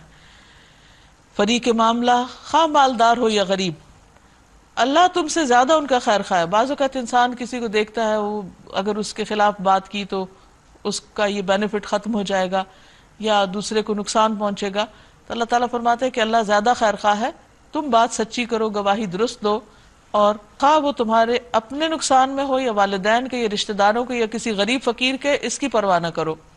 لہٰذا اپنی خواہش نفس کی پیروی میں عدل سے باز نہ رہو، اور اگر تم نے لگی لپٹی بات کہی یا سچائی سے پہلو بچایا تو جان رکھو کہ جو کچھ تم کرتے ہو اللہ کو اس کی خبر ہے، معاملہ اللہ کے ساتھ ہے، پوچھ وہاں ہوگی، اس لیے بات سچی کرو، کھری کرو۔ یا ایہا الذین آمنو، اے لوگو جو ایمان لائے ہو، آمنو باللہ، اللہ پر ایمان لے آؤ۔ یعنی انسان کہے میں تو ایمان لا چکا ہوں، لیکن یہاں پر کیا فرمایا؟ ایمان والو، ایمان لاؤ۔ نبی صلی اللہ علیہ وسلم نے فرمایا کہ ایمان تمہارے پیٹوں میں اس طرح پرانا ہو جاتا ہے، یعنی سینے میں جیسے کپڑا پرانا ہو جاتا ہے، تو انسان کو ایمان کی تجدید کی ضرورت رہتی ہے۔ تو یہاں پر فرمایا کہ اے لوگو جو اپنے آپ کو مومن کہتے ہو، تم ایمان لاؤ، یعنی ایسے کام کرو کہ جس سے تمہارا ایمان اور بڑھے۔ ایمان لاؤ اللہ پر اور اس کے رسول پر اور اس کتاب پر جو اللہ نے اپنے رسول پر نازل کی ہے، اور اس کتاب پر جو اس سے پہلے وہ نازل کر چکا ہے، جس نے اللہ اور اس کے ملائکہ اور اس کی کتابوں اور اس کے رسولوں اور روز آخرت سے کفر کیا، وہ گمراہی میں بھٹک کر بہت دور نکل گیا۔ رہے وہ لوگ جو ایمان لائے، پھر کفر کیا، پھر ایمان لائے، پھر کفر کیا، پھر اپنے کفر میں بڑھتے چلے گئے، تو اللہ ہرگز ان کو معاف نہ کرے گا اور نہ کبھی ان کو راہ راست دکھائے گا۔ یعنی انسان کو اپنے دین کو کھیل تماشا نہیں بنا لینا چاہیے۔ دین پر استقامت بہت بڑی خوبی ہے انسان کی، اور جو منافق اہل ایمان کو چھوڑ کر کافروں کو اپنا رفیق بناتے ہیں، انہیں یہ خوشخبری سنا دو کہ ان کے لیے دردناک سزا تیار ہے۔ کیا یہ لوگ عزت کی طلب میں ان کے پاس جاتے ہیں، دنیاوی فائدوں کی خاطر؟ حالانکہ عزت تو ساری کی ساری اللہ ہی کے لیے ہے۔ اللہ اس کتاب میں تم کو پہلے ہی حکم دے چکا ہے کہ جہاں تم سنو کہ اللہ کی آیات کے خلاف کفر بکا جا رہا ہے اور ان کا مذاق اڑایا جا رہا ہے، یعنی اللہ کی آیات احکامات کا، اللہ کے دین کا، وہاں مت بیٹھو جب تک کہ لوگ کسی دوسری بات میں نہ لگ جائیں۔ اب اگر ایسا کرتے ہو تو تم بھی انہی کی طرح ہو جاؤ گے، خواہ تم مذاق نہیں بھی کر رہے لیکن بیٹھ کے سن ہی رہے ہو۔ تمہارا اس مجلس میں بیٹھنا ہی تمہارے لیے نقصان دہ ہے، کیونکہ انسان جس مجلس میں بیٹھتا ہے اس کا اثر تو چڑھتا ہے۔ یہ کیسے ہو سکتا ہے کہ گین پانی سے بھری ہوئی کڑھائی ہو اور انسان اس میں کپڑا ڈالے اور کہ اس پہ رنگ نہیں چڑھے گا؟ کچھ نہ کچھ اثر ضرور ہوتا ہے، تھوڑا یا زیادہ۔ تو کتنا بھی انسان کا ایمان پختہ ہو، لیکن پھر بھی ایسی مجلس سے ایمان میں کمزوری آتی ہے، تو اس کی حفاظت ضروری ہے۔ اس لیے فرمایا کہ وہاں بیٹھو ہی مت، ساتھ ہی نہ دو، ہاں میں ہاں نہ ملاؤ، سن کے بھی نہ دو، پورا بائیکاٹ۔ یقین جانو کہ اللہ منافقوں اور کافروں کو جہنم میں ایک جگہ جمع کرنے والا ہے۔ یہ منافق تمہارے معاملے میں انتظار کر رہے ہیں کہ اونٹ کس کروٹ بیٹھتا ہے۔ اگر اللہ کی طرف سے فتح تمہاری ہوئی تو آ کر کہیں گے کیا ہم تمہارے ساتھ نہ تھے؟ اور اگر کافروں کا پلہ بھاری رہا، یعنی مکہ والوں کا، تو ان سے کہیں گے کہ کیا ہم تمہارے خلاف لڑنے پہ قادر نہ تھے اور پھر بھی ہم نے تم کو مسلمانوں سے بچایا؟ چونکہ یہ دونوں طرف کے فائدے سمیٹنا چاہتے ہیں، اس لیے ان کا یہ طرز عمل ہے۔ بس اللہ ہی تمہارے اور ان کے معاملے کا فیصلہ قیامت کے دن کرے گا، اور اس فیصلے میں اللہ نے کافروں کے لیے مسلمانوں پر غالب آنے کی ہرگز کوئی سبیل نہیں رکھی۔ ان المنافقین یخادعون اللہ وہو خادعہم، یہ منافق اللہ کے ساتھ دھوکہ بازی کر رہے ہیں، حالانکہ در حقیقت اللہ ہی نے انہیں دھوکے میں ڈال رکھا ہے۔ جب یہ نماز کے لیے اٹھتے ہیں تو کسمساتے ہوئے، سستی کرتے ہوئے۔ عبداللہ فرماتے ہیں کہ ہم دیکھتے تھے کہ سوائے منافق کے نماز سے کوئی بھی پیچھے نہیں رہتا، جس کا نفاق ظاہر ہو یا وہ بیمار ہو۔ اگر بیمار ہوتا تو بھی 2 آدمیوں کے سہارے چلتا ہوا نماز پڑھنے کے لیے آ جاتا۔ محض لوگوں کو دکھانے کے لیے پڑھتے ہیں، اللہ کی خاطر نہیں ادا کرتے، اور خدا کو کم ہی یاد کرتے، نہیں وہاں کھڑے ہو کر بھی دھیان سارا دنیا کی طرف ہوتا ہے، اللہ کی یاد نہیں ہوتی۔ حالانکہ نماز کا اصل مقصد کیا ہے؟ اللہ تعالیٰ فرماتے ہیں اقم الصلاۃ لذکری، نماز میری یاد کے لیے قائم کرو۔ تو اگر کوئی شخص نماز پڑھتا اور اللہ ہی کو یاد نہیں کرتا تو وہ کیا کر رہا ہے؟ اس کا یہ عمل کیا معنی رکھتا ہے؟ مذبذبین بین ذالک لا الہ ہؤلاء ولا الہ ہؤلاء، کفر اور ایمان کے درمیان ڈاواں ڈول ہیں، نہ پورے اس طرف ہیں اور نہ پورے اس طرف۔ جسے اللہ نے بھٹکا دیا اس کے لیے تم کوئی راستہ نہیں پا سکتے۔ یعنی ایسے لوگ کسی کے بھی خیر خواہ نہیں ہیں، کسی کے بھی وفادار نہیں ہیں، وہ سیلفش ہیں، وہ صرف اپنے فائدے کے لیے ہر طرف جا رہے ہیں۔ اے لوگو جو ایمان لائے ہو، مومنوں کو چھوڑ کر کافروں کو اپنا رفیق نہ بناؤ۔ کیا تم چاہتے ہو کہ اللہ کو اپنے خلاف سری حجت دے دو؟ یقین جانو کیا کہ منافق جہنم کے سب سے نچلے طبقے میں جائیں گے، کیونکہ یہ دھوکہ بازی بدترین صفت ہے اور اس کے لیے بدترین انجام ہے، اور تم کسی کو ان کا مددگار نہ پاؤ گے، یعنی اس نیچے والے گڑھے سے نکالنے کے لیے کوئی ان کی طرف نہیں جائے گا۔ ایک دفعہ نبی صلی اللہ علیہ وسلم صحابہ کے ساتھ بیٹھے ہوئے تھے کہ ایک پتھر کے گرنے کی آواز آئی۔ آپ نے فرمایا کہ آج سے 70 سال پہلے یہ پتھر جہنم میں لڑکایا گیا تھا، آج تہ تک پہنچا ہے۔ سوچیے کہ وہ سب سے نیچے والا حصہ ہوگا کتنا دور اور کتنا اندھیرا اور کتنا اندر، کہ اس سے باہر نکلنے کی اگر کوئی سوچے بھی تو سوچنا بھی مشکل ہے کہ نکل ہی نہیں سکیں گے۔ یہ بدترین انجام بدترین اخلاق اور بدترین طرز عمل کی وجہ سے۔ حالانکہ دنیا میں انسان اپنے آپ کو بڑا سمارٹ سمجھتا ہے، بڑا ہوشیار سمجھتا ہے کہ وہ ہر ایک کو بے وقوف بنا سکتا ہے اور ہر ایک سے فائدے اٹھا سکتا ہے، لیکن اللہ کے ہاں ہر چیز لکھی جا رہی ہے۔ اللہ تعالیٰ جانتا ہے کہ انسان کس حال میں کس کے ساتھ کیا معاملہ کر رہا ہے۔ اس لیے سچائی اور وعدے کی پابندی اور کھرا ہونا اور امانتوں کی حفاظت اور بہترین اخلاق اور دین کی بہترین سمجھ، یہ ایمان کی علامتیں، اور اس کے برعکس منافقت کی علامتیں ہیں۔ اس لیے انسان ہمیشہ اپنی امپرومنٹ کی کوشش کرتا رہے۔ ہم سب انسان ہیں، کمزور ہیں، ہم سے غلطیاں ہوتی ہیں، ہم پھر پھسلتے ہیں، لیکن لازم ہے کہ انسان ہر روز اپنی پچھلی برائیوں کو اور اپنی غلطیوں کو اور خامیوں کو اپنے سے مائنس کرتا رہے۔ یہ ایک مسلسل سٹرگل ہے مرتے دم تک۔ اس لیے علاج بھی بتا دیا گیا، الا الذین تابوا، مگر وہ جو توبہ کر لیں، پلٹ آئیں، واصلحوا، اور اصلاح کر لیں، واعتصموا باللہ، اور اللہ کو مضبوط پکڑ لیں، یعنی اللہ تعالیٰ پر توکل کریں، بھروسہ کریں، ان پر سچا ایمان لائیں، ان کی بات مانیں، واخلصوا دینہم للہ، اور اپنے دین کو اللہ کے لیے خالص کر لیں، یعنی اخلاص کے ساتھ، بغیر ریاکاری کے، بغیر دکھاوے کے اللہ کے لیے ہر کام کریں۔ فَأُولَئِكَ مَعَ الْمُؤْمِنِينَ، ایسے لوگ مومنوں کے ساتھ ہیں۔ وَسَوْفَ يُؤْتِ اللَّهُ الْمُؤْمِنِينَ أَجْرًا عَظِيمًا، اور ان قریب اللہ مومنوں کو اجر عظیم عطا کرے گا۔ مَا يَفْعَلُ اللَّهُ بِعَذَابِكُمْ إِن شَكَرْتُمْ وَآمَنْتُمْ وَكَانَ اللَّهُ شَاكِرًا عَلِيمًا، اللہ کو آخر کیا پڑی کہ تمہیں خامخواہ سزا دے اگر تم شکر گزار بندے بنتے ہو اور ایمان کی روش پہ چلتے رہو؟ تو اللہ بڑا قدردان ہے اور سب کے حال سے واقف ہے۔ تو اللہ تعالیٰ سے دعا ہے کہ اللہ ہمیں سچا ایمان نصیب کرے اور ہمارے اخلاق اور اعمال کو خالص اپنے لیے مخصوص کر لے۔ وآخر دعوانا ان الحمد للہ رب العالمین۔ اب اگر آپ کچھ کہنا چاہیں اس پارے کی کوئی خاص بات جو آپ نے سنی، سمجھی، محسوس کی اور یاد رکھنی چاہیے ہم سب کو، آپ شیئر کر سکتے ہیں۔ آج مجھے اس پارے میں اس بات نے بہت ٹچ کیا کہ اللہ تعالیٰ فرماتے ہیں اے ایمان والو ایمان لے آؤ۔ ہم لوگ اپنے اس بات کو ایکسیپٹ تو کرتے ہیں کہ ہم مسلمان ہیں، شیطان ہمارا دشمن ہے، ہمیں یہ کام کرنے ہیں، یہ کام نہیں کرنے ہیں، لیکن کانشیس مائنڈ سے اس بات کا یقین نہیں کرتے۔ اس کے لیے ہمیں کانشیس رہنے کی بھی ضرورت ہے اور کانشیس ایفرٹ کی بھی ضرورت ہے۔ تو اگر ہم لوگ یہ چیز اپنی زندگیوں میں لے آئیں، لائف کو ہم لوگ امتحان سمجھیں، تو پھر اس میں کچھ بیٹرمنٹ ہو سکتی ہے انشاءاللہ۔ استاذہ مجھے تو جو یہ بات بہت زیادہ اہم لگی، اس بات کہ جنگ کی حالت میں بھی نماز معاف نہیں ہے۔ جنگ کی حالت میں جبکہ اسلحہ اٹھائے ہوئے ہیں اور وہ سب، اور ہم لوگ کتنی آسانی سے، ہم جو قرآن پڑھتے ہیں چلو پھر بھی اس پہ بہت زیادہ عمل کرتے ہیں۔ آج یوتھ کو یہ بتانے کی بہت سخت ضرورت ہے کہ وہ کتنے خسارے میں ہیں اور بلا وجہ میں نمازیں چھوڑ دیتے ہیں۔ تو اس چھوٹی چھوٹی عذر کے اوپر اتنا آسان سمجھا ہوا ہے نماز کو کہ کوئی مسئلہ ہی نہیں۔ اللہ تعالیٰ تو بہت غفور الرحیم ہے، وہ معاف کر دیں گے۔ اس لیے آج کی نسل کو یہ بہت سختی سے بتانے کی ضرورت ہے کہ نماز تو کسی حال میں معاف نہیں۔ یہ جو انہوں نے بات کی نماز کی، تو ایک چیز اور بھی ذہن میں آ رہی ہے کہ بعض اوقات نماز تو پڑھنی ہوتی ہے، ارادہ بھی ہوتا ہے، لیکن کہہ دیتے ہیں کہ اب کوئی بات نہیں، قضا پڑھ لیں گے، شاپنگ پہ گئے ہیں، کچھ بھی.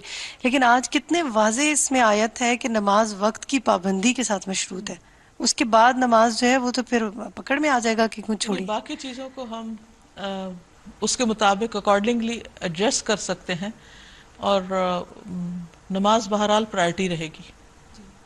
اور دوسری چیز، ایک پورے جز میں مجھے جو لگ رہا تھا، کتنی زیادہ معاشرتی زندگی اور آئلی زندگی اور گھریلو زندگی پہ اسٹریس ہے، اور کتنا زیادہ اس چیز پر ہے کہ گریجولی صلحوں کے ساتھ اور ایک دوسرے کے ساتھ مل جل کر معاملہ کرو، کوئی زور زبردستی نہیں. اور اس کے ساتھ ساتھ ان لوگوں تک بتایا گیا کہ جو آپ کے ساتھ وقتی ساتھی ہیں، ان کی اتنی اہمیت قرآن میں بتائی جا رہی ہے، تو جن کے ساتھ لائف پارٹنرز ہیں یا لائف ٹائم رہنا، ان کی کتنی اہمیت. یہاں پہ اللہ تعالیٰ نے فرمایا کہ کسی مومن کا کام نہیں کہ وہ دوسرے مومن کو قتل کرے. تو آج کل کے جو حالات ہیں ان کو دیکھتے ہوئے لگتا ہے کہ انسانی جان کی کوئی قیمت نہیں رہی کسی کے نظر میں. وہ اتنا معمولی بن گیا ہے کہ جیسے ہم رستے میں جاتے ٹیشو استعمال کرتے ہیں اور پھینک دیتے ہیں. تو مجھے لگ رہا تھا کہ انسان کی جو مکھی مچھر کو مارا جاتا ہے. بالکل ایسے ہی کوئی قیمت نہیں ہے انسان کی. تو میں سمجھتی ہوں اس کی سب سے بڑی وجہ یہ ہے کہ لوگ قرآن سے بہت دور ہیں. اگر ان کو اس کی سزا کا پتہ چل جائے تو شاید وہ یہ نہ کریں. تو اس قرآن کو عام کرنے کی اور ہر گھر تک پہنچانے کی بہت ضرورت ہے. ایز اے مسلم لوگوں کو پتہ ہونا چاہیے کہ ان کے کیا حقوق ہیں، حقوق العباد کیا ہیں، اور ایک انسان کو قتل کرنے کی سزا کیا ہے. آج جو 5th پارہ سے جو ایک بات مجھے بہت اچھی لگی وہ یہ کہ مرد کو قوام بنایا گیا ہے. تو اس بات پر نارملی خواتین جو ہیں ان کو یہ ایشو ہوتا ہے کہ ہمیں شاید کچھ کم کر دیا گیا ہے یا ہمیں رائٹس کم دے دیے گئے ہیں. بیسیکلی مجھے ایسا لگا کہ ہوتا ہی ہے کہ ہم رائٹس بہت سارے چاہ رہے ہوتے ہیں، مگر اس کے ساتھ جو رسپانسبلٹیز ہمارے پر آتی ہیں ہم انہیں اگنور کر جاتے ہیں.